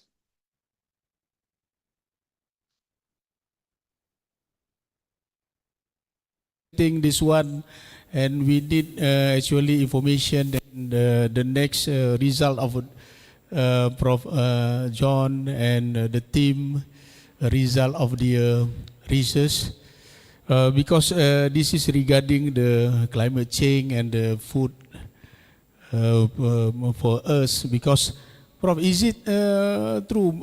This is because the climate change, so the Indonesian people, we have to import the food from the other countries, neighboring countries?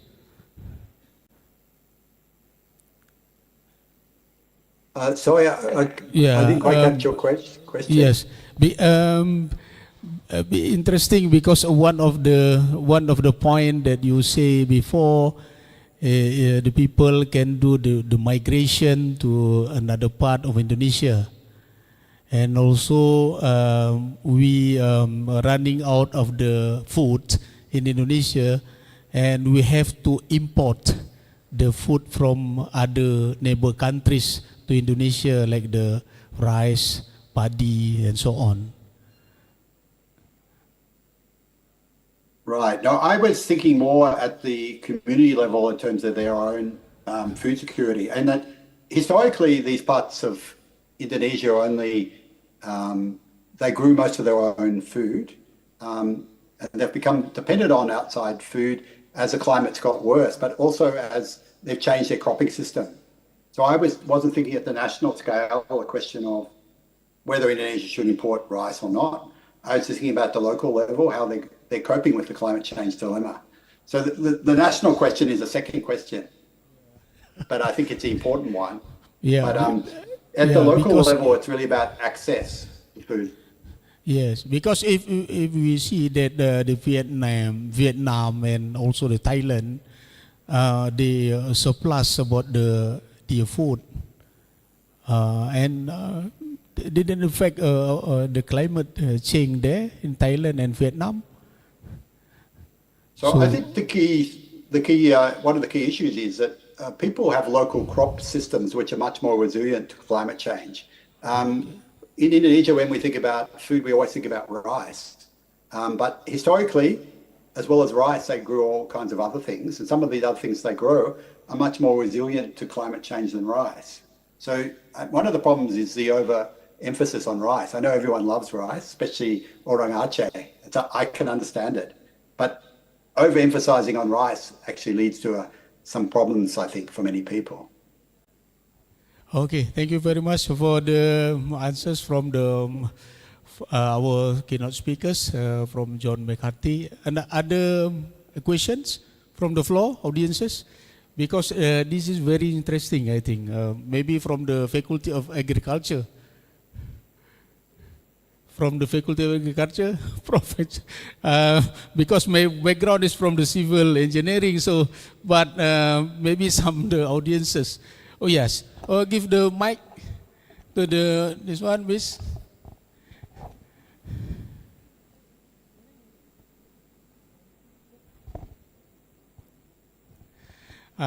Please introduce yourself, yeah, Miss.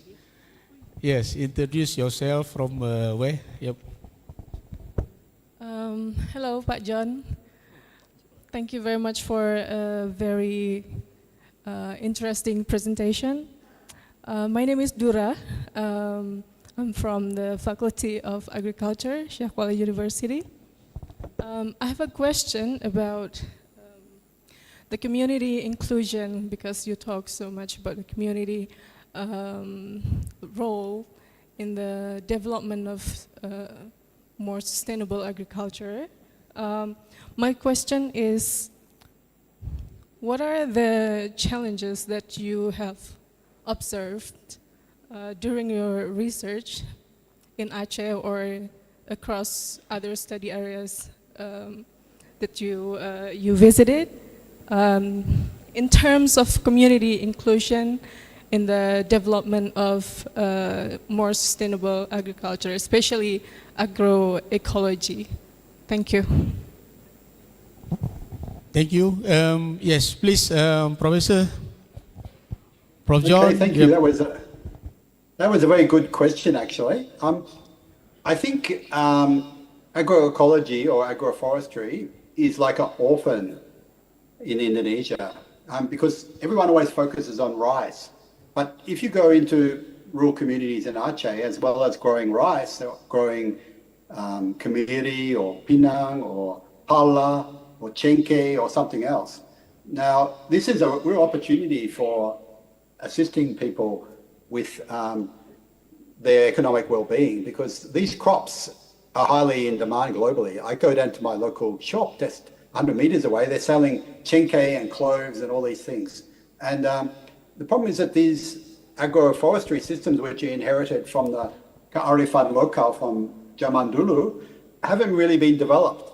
And the marketing systems are often very ineffective. So communities get very low prices, and the middleman gets most of the money. And the other thing is that in many parts of Indonesia, the agriculture extension is not really helping communities with these cropping systems. And the price fluctuations are very large between different seasons. So there is opportunity for Indonesia, especially Aceh, to try and develop these systems to help local communities to have better livelihoods and better food security. And I guess it's like because of the people, but historically Indonesia has focused on rice, and this has been very good for Indonesia, but I think it's time to diversify and think in different sorts of ways. It's not about neglecting rice, but it's also about thinking about these mixed agroforest farming systems and how they can be regenerated, because this is what people depended on for hundreds of years. And there's a great deal of creativity in how Indonesian communities have organized these systems. So just one final question, comment. In Nusa Tenggara, communities often plant trees without really knowing what they're doing. They don't know the right species, they don't know whether it's suiting the soil, they don't know how the marketing is going to work. So there's a whole lot of set of interventions that the government could do to help communities, I think. So if I met Pak Prabowo, I would have a chat to him, because I know he's very concerned about food security. So if anyone knows him, you can give him my phone number. Thank you. You're welcome. Yeah. Very interesting research, but we run off the time. Give applause to Pak John. We call him Pak John. Thank you very much. I hope we can see soon after this, inshallah. The operator, Provincial, is still there? No? Because it's too late now in Virginia, the US. So And thank you very much to all our keynote speakers for joining this conference, and for all audiences that thank you very much for being wonderful participants. Hope we will see again soon. Have a great day. Thank you. And we apologize if there are any inconvenience during the conference, and thank you. Here is, I saw that Prof. Nasrul, Prof. Eti, and also our head of the LPPM, Prof. Mudatsir. Thank you very much for coming, Prof, and all the audiences from the faculties of the Universitas Syakola. Wabillahi taufiq wal hidayah. Wassalamualaikum warahmatullahi wabarakatuh.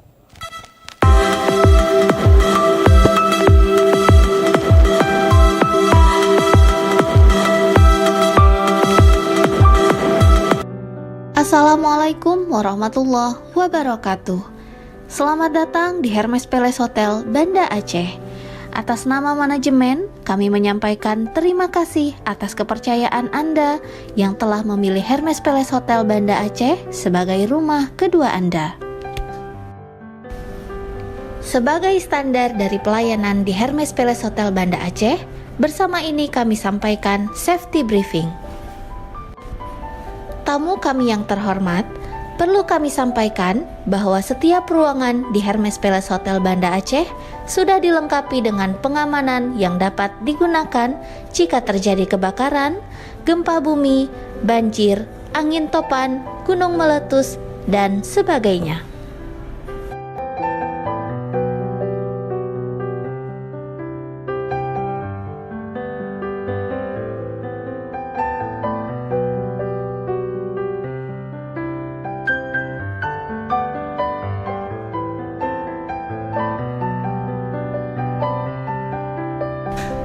Alat-alat tersebut yaitu smoke detector yang terletak pada plafon ruangan yang berfungsi untuk mendeteksi asap tempat terjadinya api. Water sprinkle yang posisinya juga terletak pada plafon ruangan yang berfungsi memadamkan api melalui pancaran air.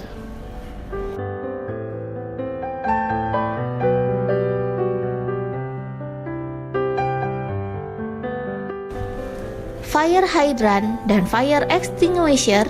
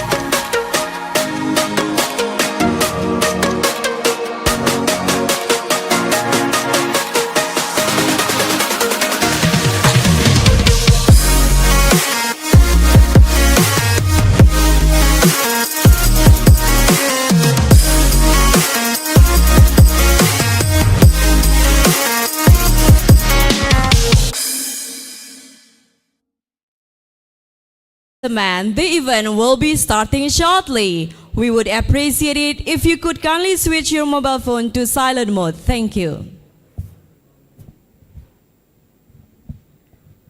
Your Excellency Professor Marwan IPU, Rector of Universitas Syah Kuala, Vice Rector of Universitas Syah Kuala, distinguished the representative of state government and government agencies, Honorable Professor Mudassir MKes, Head of the Institute for Research and Community Service Universitas Syah Kuala, Honorable Director of Directorate in Universitas Syah Kuala, Dean of Faculty in Universitas Syah Kuala, distinguished Dr. Insinyur Khairul Iqbal STMT IPM, Chairman of the 14th Annual International Conference 2024. Welcome to our keynote speakers who are attending here in person in Banda Aceh City and virtually. Professor Ramadan Shah Putrajaya from University Malaysia Pahang Al Sultan Abdullah, Malaysia. Professor Dr. Michelle Estes from James Madison University, Virginia, United States of America. Professor John McCarthy from the Australian National University, Australia. A very good afternoon to our invited speakers who are attending here in person in Banda Aceh City and virtually. Dr. Raymond Girard Artan from Philippine National Academy of Science and Technology. Professor Dr. Insinyur Eti Indarti MSc from Universitas Syah Kuala. Associate Professor Patra Pasan from King's Mongkut University of Technology, Thailand. Dr. Rina Suryani Oktari, SCAP MSc from Universitas Syah Kuala. Dr. Nunung Nurul Hidayah from University of Southampton, England.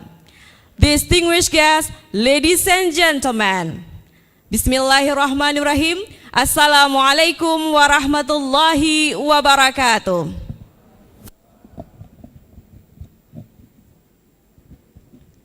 All praise be to Allah. May the peace and blessing of Allah be on the last prophet and messenger, our Master Muhammad sallallahu alaihi wasallam, his family and companion. On behalf of the committee, may I extend a warm welcome to all distinguished guests to Banda Aceh City, one of the most cultural and historical rich city in Indonesia. This year, Universitas Syah Kuala, under the auspices of the Institute for Research and Community Service, proudly organized the 14th Annual International Conference to present an invaluable platform for academic and researcher, with the primary goal is to promote multidisciplinary understanding of the latest research and innovation through the conference. Adopted a hybrid approach that successfully integrating both in-person and virtual participation to maximize engagement and accessibility. The 14th Annual International Conference is collaborating with the Research Center for Environmental and Natural Resources at Universitas Syah Kuala at the theme Green Technology for Sustainable Development Goals across three main tracks of the conference: Science and Engineering, Environmental and Life Science, and Social Science. Distinguished guests, ladies and gentlemen, to begin the opening ceremony of the 14th Annual International Conference, we would like to have your attention to take a look at the video informing screening of the safety induction for the Hermes Palace Room.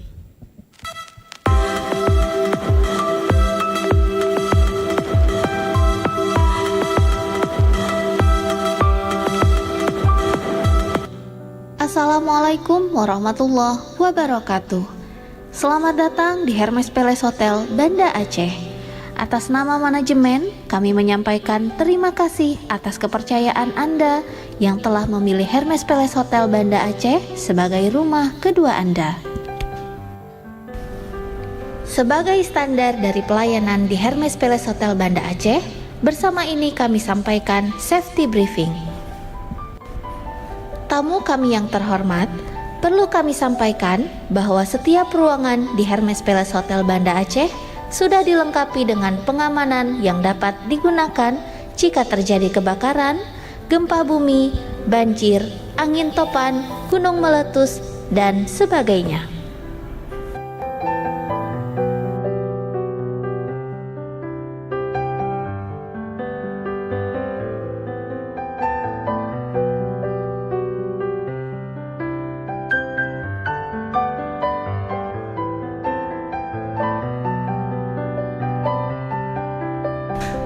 Alat-alat tersebut yaitu smoke detector yang terletak pada plafon ruangan yang berfungsi untuk mendeteksi asap tempat terjadinya api. Water sprinkle yang posisinya juga terletak pada plafon ruangan yang berfungsi memadamkan api melalui pancaran air.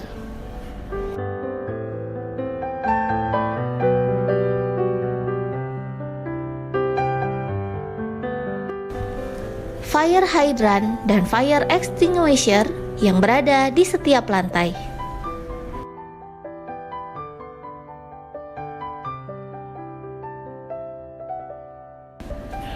Di Hermes Palace Hotel Banda Aceh sudah terbentuk Emergency Response Team yang terdiri dari Firefighting Team, Rescue Team, Evacuation Team, First Aid Team, Administration Team.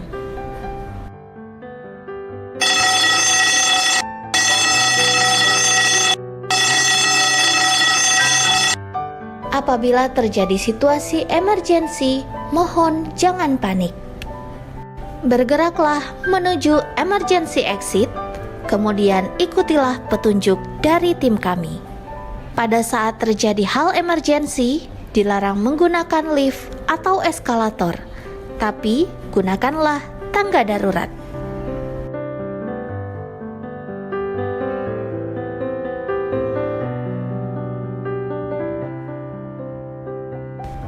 Segeralah menuju ke assembly point atau tempat berkumpul yang lokasinya terletak di halaman depan hotel.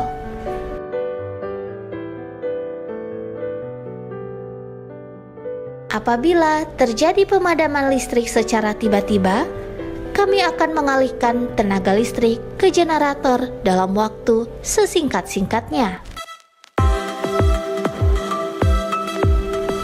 Demikian safety briefing ini. Kami sampaikan terima kasih atas perhatian Bapak Ibu sekalian. Wassalamualaikum warahmatullahi wabarakatuh.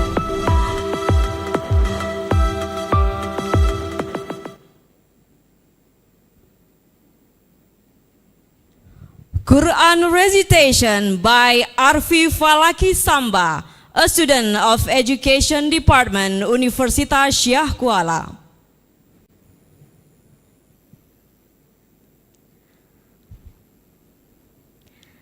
Arfi was an award recipient of the first International Quran Recitation 2024, Universitas Syah Kuala.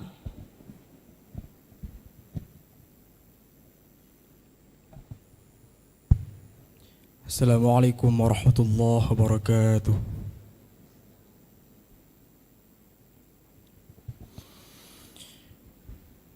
A'udzu billahi minasy syaithanir rajim.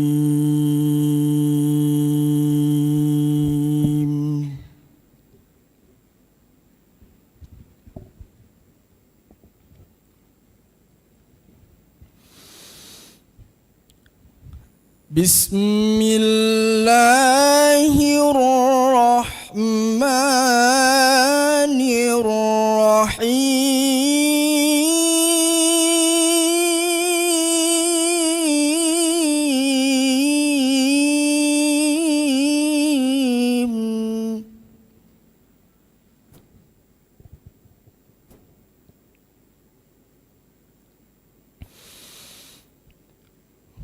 ظهر الفساد في البر والبحر بما كسبت أيدي الناس ليذيقهم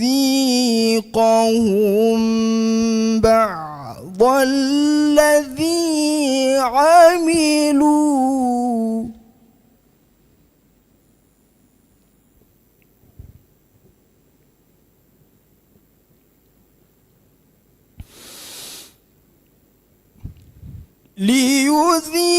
ليذيقهم بعض الذي عملوا لعلهم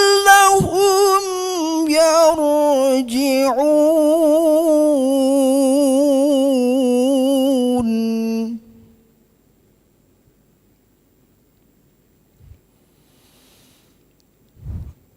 ظهر الفساد في البر والبحر بما كسبت أيدي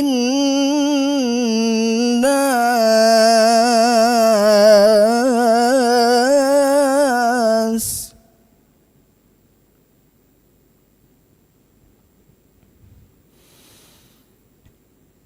بما كسبت أيدي الناس ليذيقهم بعض الذي عملوا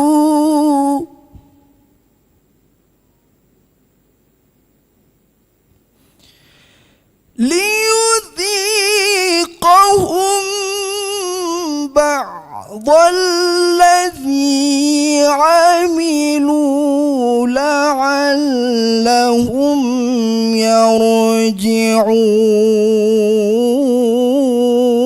يرجعون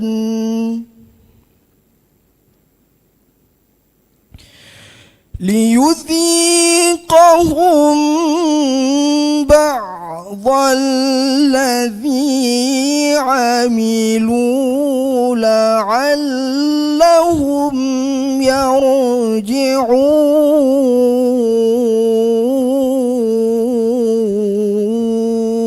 يرجعون صدق الله العظيم.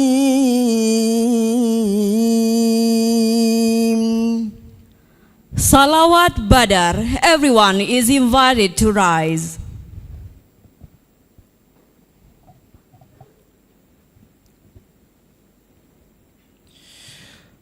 صلاة الله سلام الله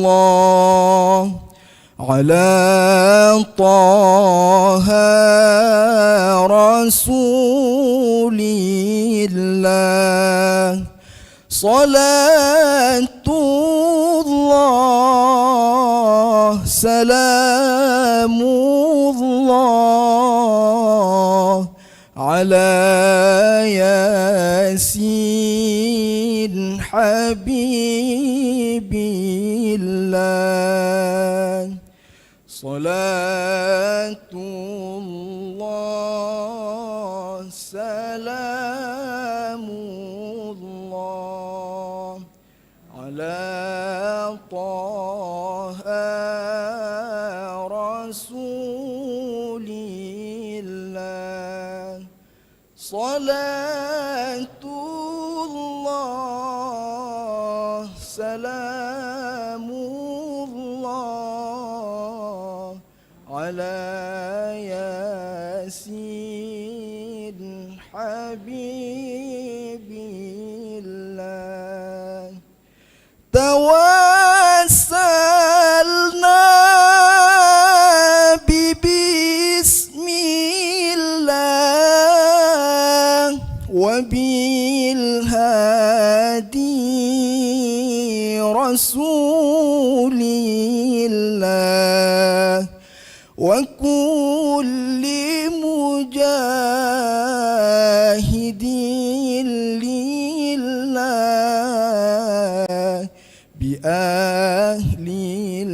البدر يا الله صلاة الله سلام الله على طه رسول الله صلاة الله سلام الله على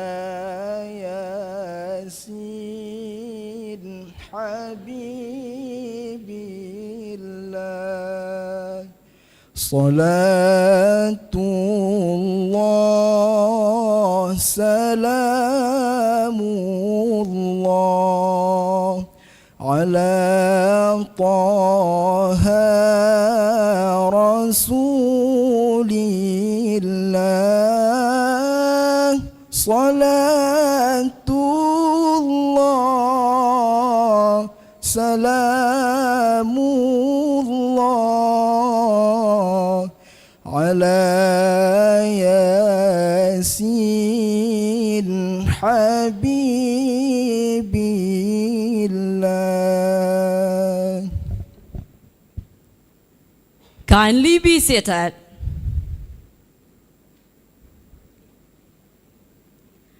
Prayer recitation. أعوذ بالله من الشيطان الرجيم بسم الله الرحمن الرحيم الحمد لله رب العالمين حمدا يوافي نعمه ويكافئ مزيده يا ربنا لك الحمد كما ينبغي لجلال وجهك الكريم وعظيم سلطانك اللهم صل على سيدنا محمد وعلى آله وصحبه وسلم اللهم إنا نسألك رضاك والجنة ونعوذ بك من سخطك والنار اللهم إنك عفو كريم حليم تحب العفو فاعف عنا يا كريم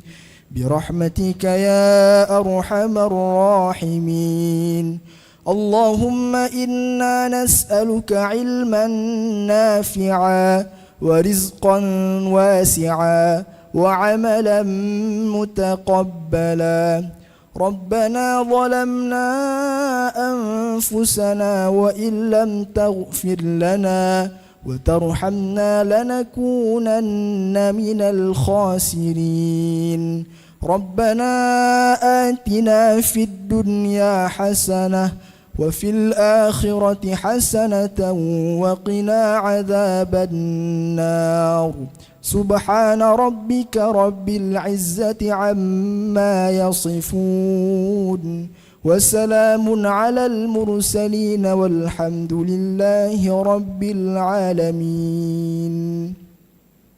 السلام عليكم ورحمة الله وبركاته.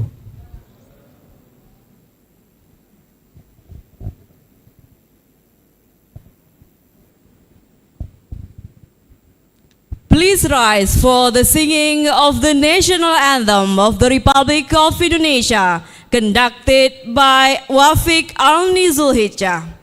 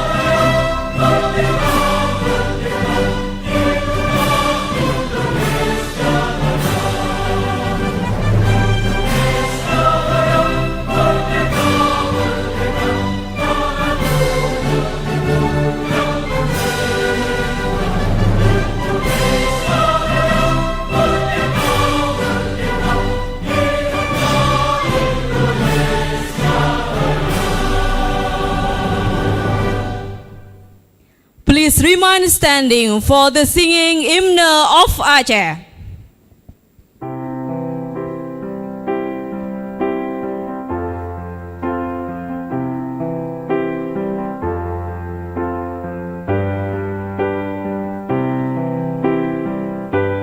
Bumo Acehnya kena baraja siga mepila bangsa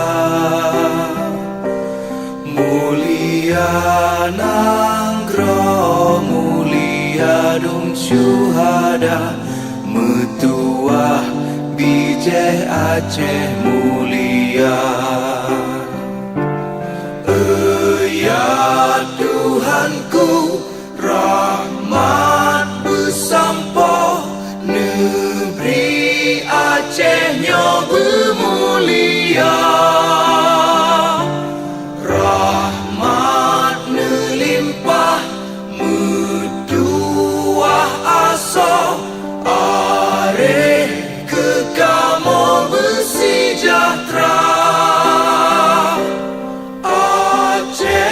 Masyhur makmungan megah sabeta jaga Aceh mulia.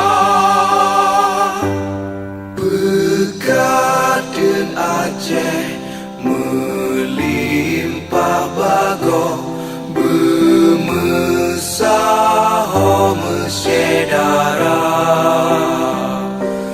bersapepakat bersabohnya menemat syariat Islam ke hukum bangsa. Ya Tuhanku, rahmat bersampo negeri Acehnya bermulia. Rahmat melimpah metuah asa areh kekamo bersejahtera. Aceh masyhur makmungan megah sabeta jaga Aceh mulia.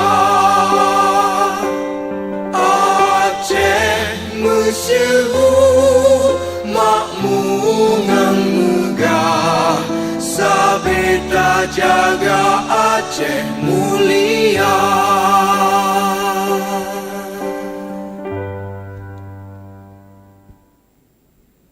Please be seated.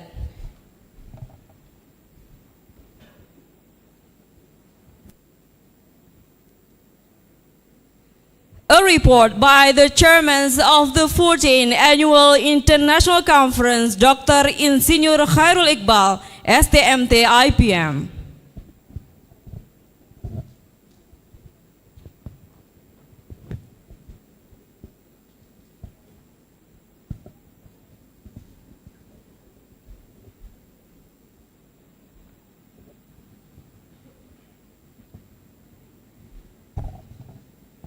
Bismillahirrahmanirrahim. Assalamualaikum warahmatullahi wabarakatuh. Peace be upon us all. Honorable Rector of Universitas Syah Kuala, Profesor Dr. Insinyur Marwan. Honorable distinguished keynote speakers and invited speakers. Honorable Head of LPPM Universitas Syah Kuala, Honorable the Deans within the Universitas Syah Kuala, Honorable respected participants from domestic and international, fellow researchers, academics, and practitioners, and all the dedicated organizing committee. First and foremost, let us express our gratitude to Allah Subhanahu wa Ta'ala for His blessing and guidance, enabling us together here today for the 14th Annual International Conference 2024. Also, salawat and greeting to Rasulullah, the Messenger of Allah. The 14th AIC 2024, under the theme Green Technology for Sustainability Development Goals, is highly relevant to the global challenge we face today. Green technology offers innovative solutions to safeguard environmental sustainability, and this conference aims to serve as a critical platform for discussion and collaboration toward a better and more sustainable future. Ladies and gentlemen, we are delighted to report the remarkable enthusiasm for this year's conference. The committee received over 200 abstract submissions from various countries. Following a rigorous review process, 193 papers were accepted for presentation. This paper cover a wide range of disciplines from technology and environmental science to sustainability policy, reflecting our collective commitment to sharing knowledge and innovation for global sustainability. On behalf of the organizing committee, I would like to extend my deepest appreciation and gratitude to, first, our keynote speaker for their valuable time and contribution in sharing their insight and expertise, our participants who have joined us with great enthusiasm to engage in discussion and contribute to advancing the field of sustainability.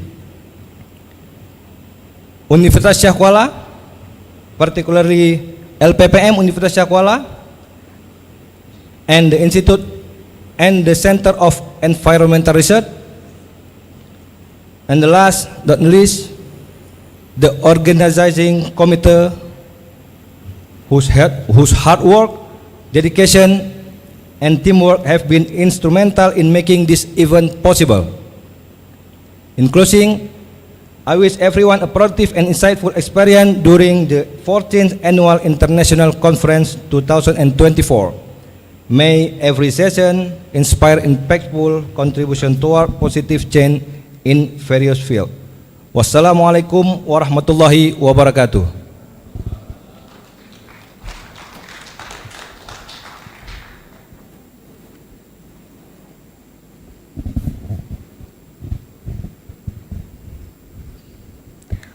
Welcoming remark by Rector of Universitas Syah Kuala, Professor Marwan IPU.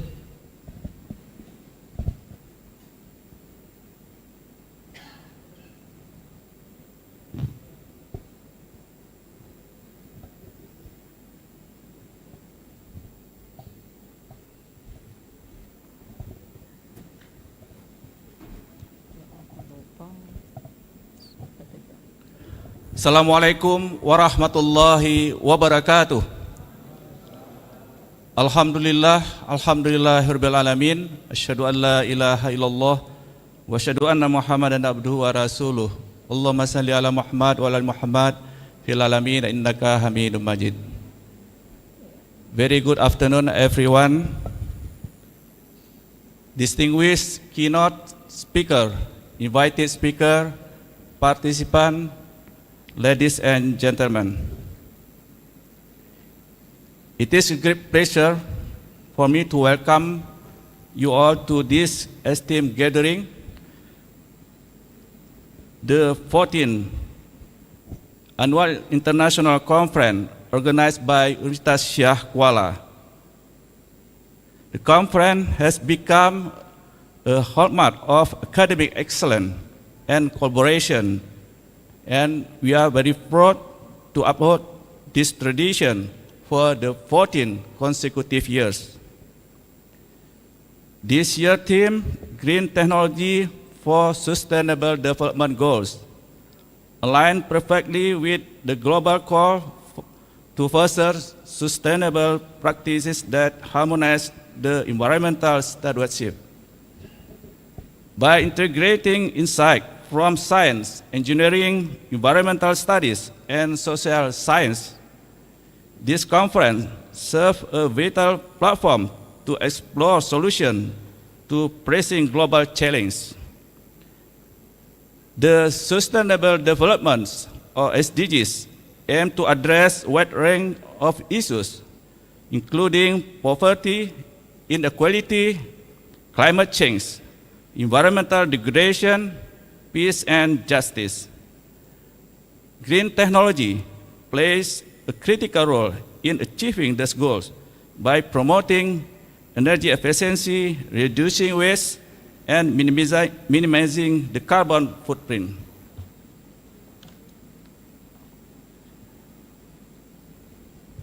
Ladies and gentlemen, this alignment not only propels us toward a more sustainable future, but also encourages innovation and collaboration across various sectors. Through our collective effort and commitment to the SDGs, we can ensure a healthy planet for future generations. Distinguished guests, ladies and gentlemen, we are privileged to host esteemed keynote and invited speakers from across the globe, whose expertise will undoubtedly enrich our discussion and inspire innovation thinking. We also warmly welcome all conference participants, whether attending in person or joining us online. In this occasion, I encourage everyone to engage fully and share their insights and foster collaboration that extend beyond today. On behalf of Mr. Syah Kuala, I express my heartfelt gratitude to organizing committee, sponsor, and contributor for their unwavering dedication and hard work in ensuring the success of this conference. May Allah subhanahu wa ta'ala bless the conference with success and may it bring meaningful contribution to the betterment of humanity. Thank you so much. I wish you all productive and inspiring conference. Wabillahi taufiq wal hidayah. Assalamualaikum warahmatullahi wabarakatuh. Prof. Marwan, could you please stay on stage for a while? As the next agenda is awarding token of appreciation to on-site, keynote, and invited speakers. For that, kindly be invited. For that, kindly be invited Professor Ramadan Shah Putrajaya from Faculty of Civil Engineering Technology, University Malaysia Pahang, Al Sultan Abdullah, Malaysia. Professor Ramadan Shah is our keynote speakers. And also, we would like to invite respected invited speakers, Professor Dr. Insinyur Eti Indarti MSc, Department of Agriculture, Product Technology, Faculty of Agriculture, Universitas Syah Kuala. And also, Dr. Rina Suryani Oktari, SCAP MSE, Tsunami and Disaster Mitigation Research Center, TDMRC, Universitas Syah Kuala. And we would like to call upon Dr. Insinyur Khairul Iqbal, STMT IPM, and also Professor Dr. Mudassir MKS to hand over a token of appreciation.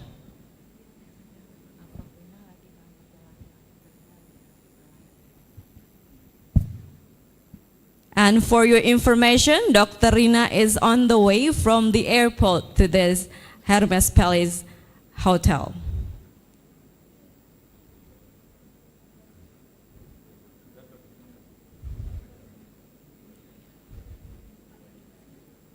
And the first token of appreciation is given by Rector of Universitas Syah Kuala, Professor Marwan, to our keynote speakers, Professor Ramadan Shah.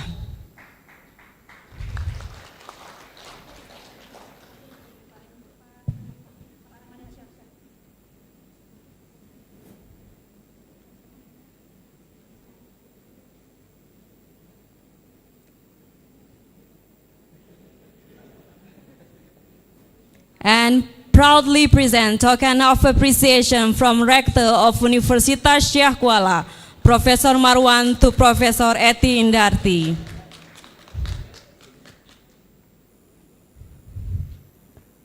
And a group of photo session. And we would like to invite VIPs, Dean of Faculty of Universitas Syekh Kuala, to join us forward for a group of photo session. Distinguished guests, we would like to invite you to join us on stage for a group of photo session.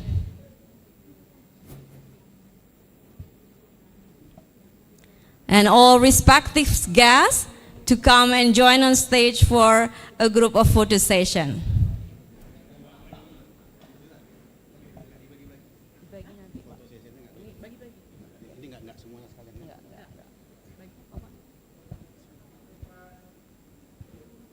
Right, we're still waiting for some member of the VIPs to join us on the stage.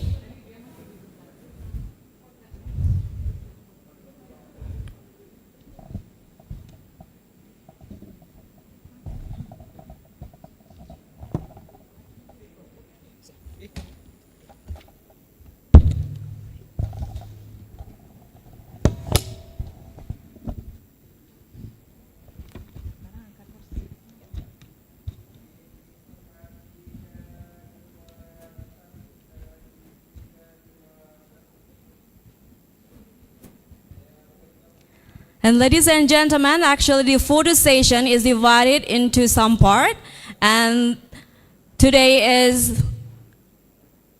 this is VIPs, and then thank you very much. And Prof. Marwan and other keynote invited speakers, could you please stay on stage because we will have the next photo station.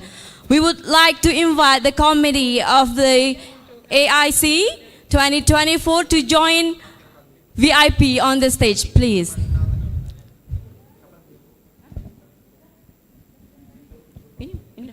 Once again, we would like to call upon all members of the committee of the AIC 2024 to join Professor Marwan on the stage for a group of photo session.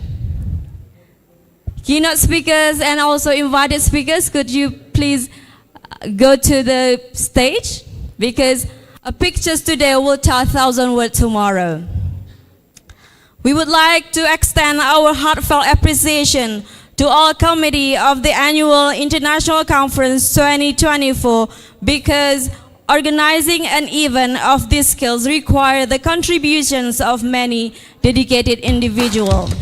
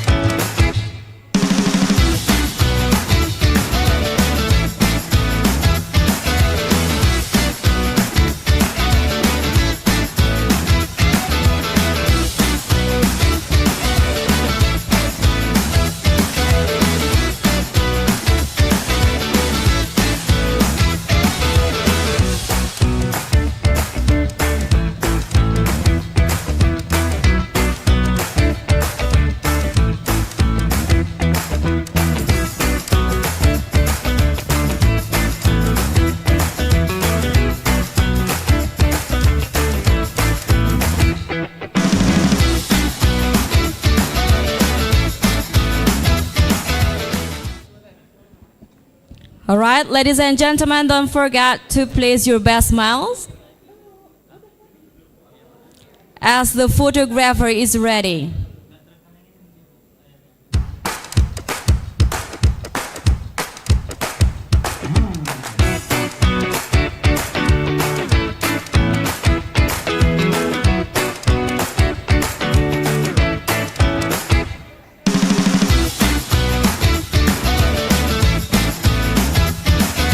Ladies and gentlemen, this photo session is divided into some part.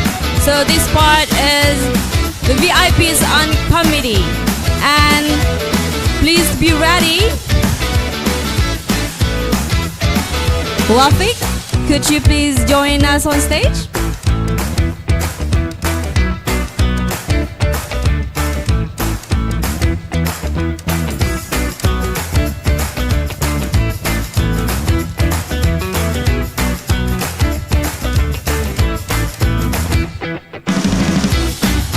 After this session, we kindly be requested for all the science and engineering participants to join photo session.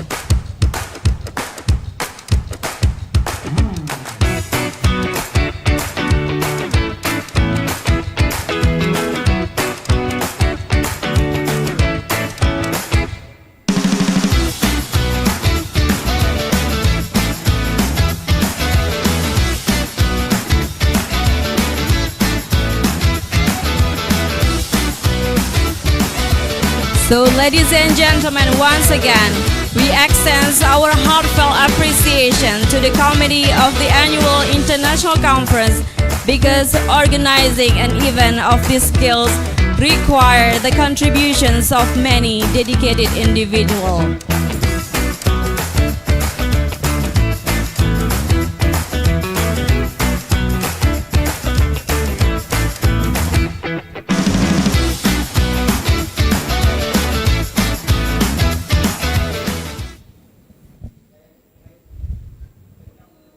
Once again,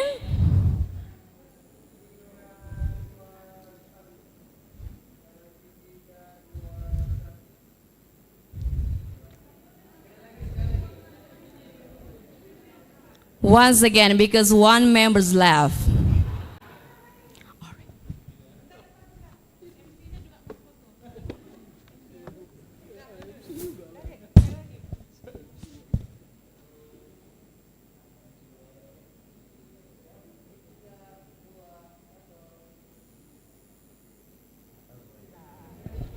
Thank you very much, and kindly stay on stage, Professor Marwan, keynote and invited speakers, because the next section is a group of photo session with science and engineering participants. Kindly be invited, science and engineering participants, to join us on stage.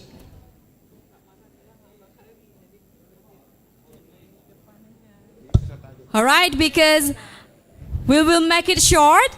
We will take all picture all together, and Prof. Marwan and keynote and invited speakers will stand in front of the stage, and the photographer will take it from front area.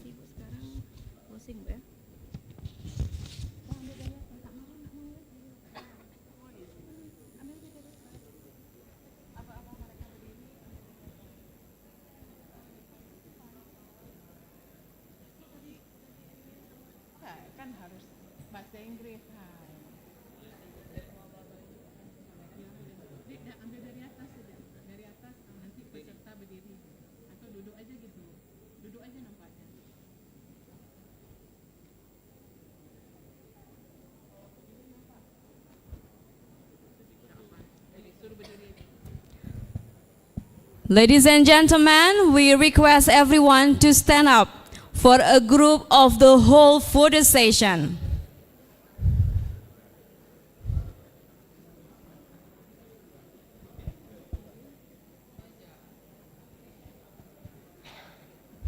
Once again, we would like to request everyone to stand up for a group of photo session. So a special request from our photographer from the area, could you please sit down, while other participants at the back of the stage, could you please stand up? 50% of all the members, thank you. All right, in 3, 2, 1.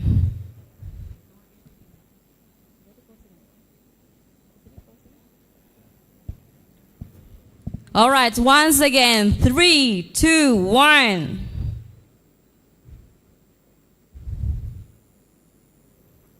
Thank you very much, distinguished guests, ladies and gentlemen.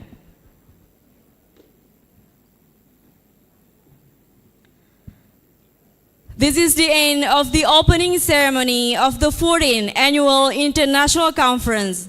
We extend our heartfelt thanks to all of the guests and distinguished delegates to attend today's opening ceremony program. Wabillahi taufiq wal hidayah. Wassalamualaikum warahmatullahi wabarakatuh.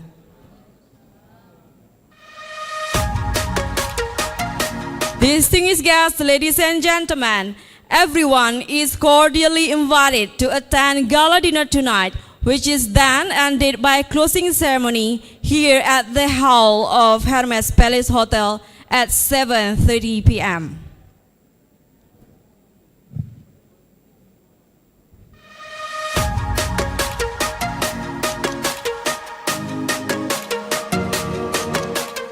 Ladies and gentlemen, moving right along, we will have invited speaker station in dedicated room. Science and Engineering track moderated by Insinyur T. Mukhriza, STMSA in this hall. And Environmental and Life Science kindly be moderated by Dr. Jude Erika, STP MSc in Lampinang Hall, and Intan Farhana, STMCom will be with you as you moderator for Social Science in Medina 1. Thank you.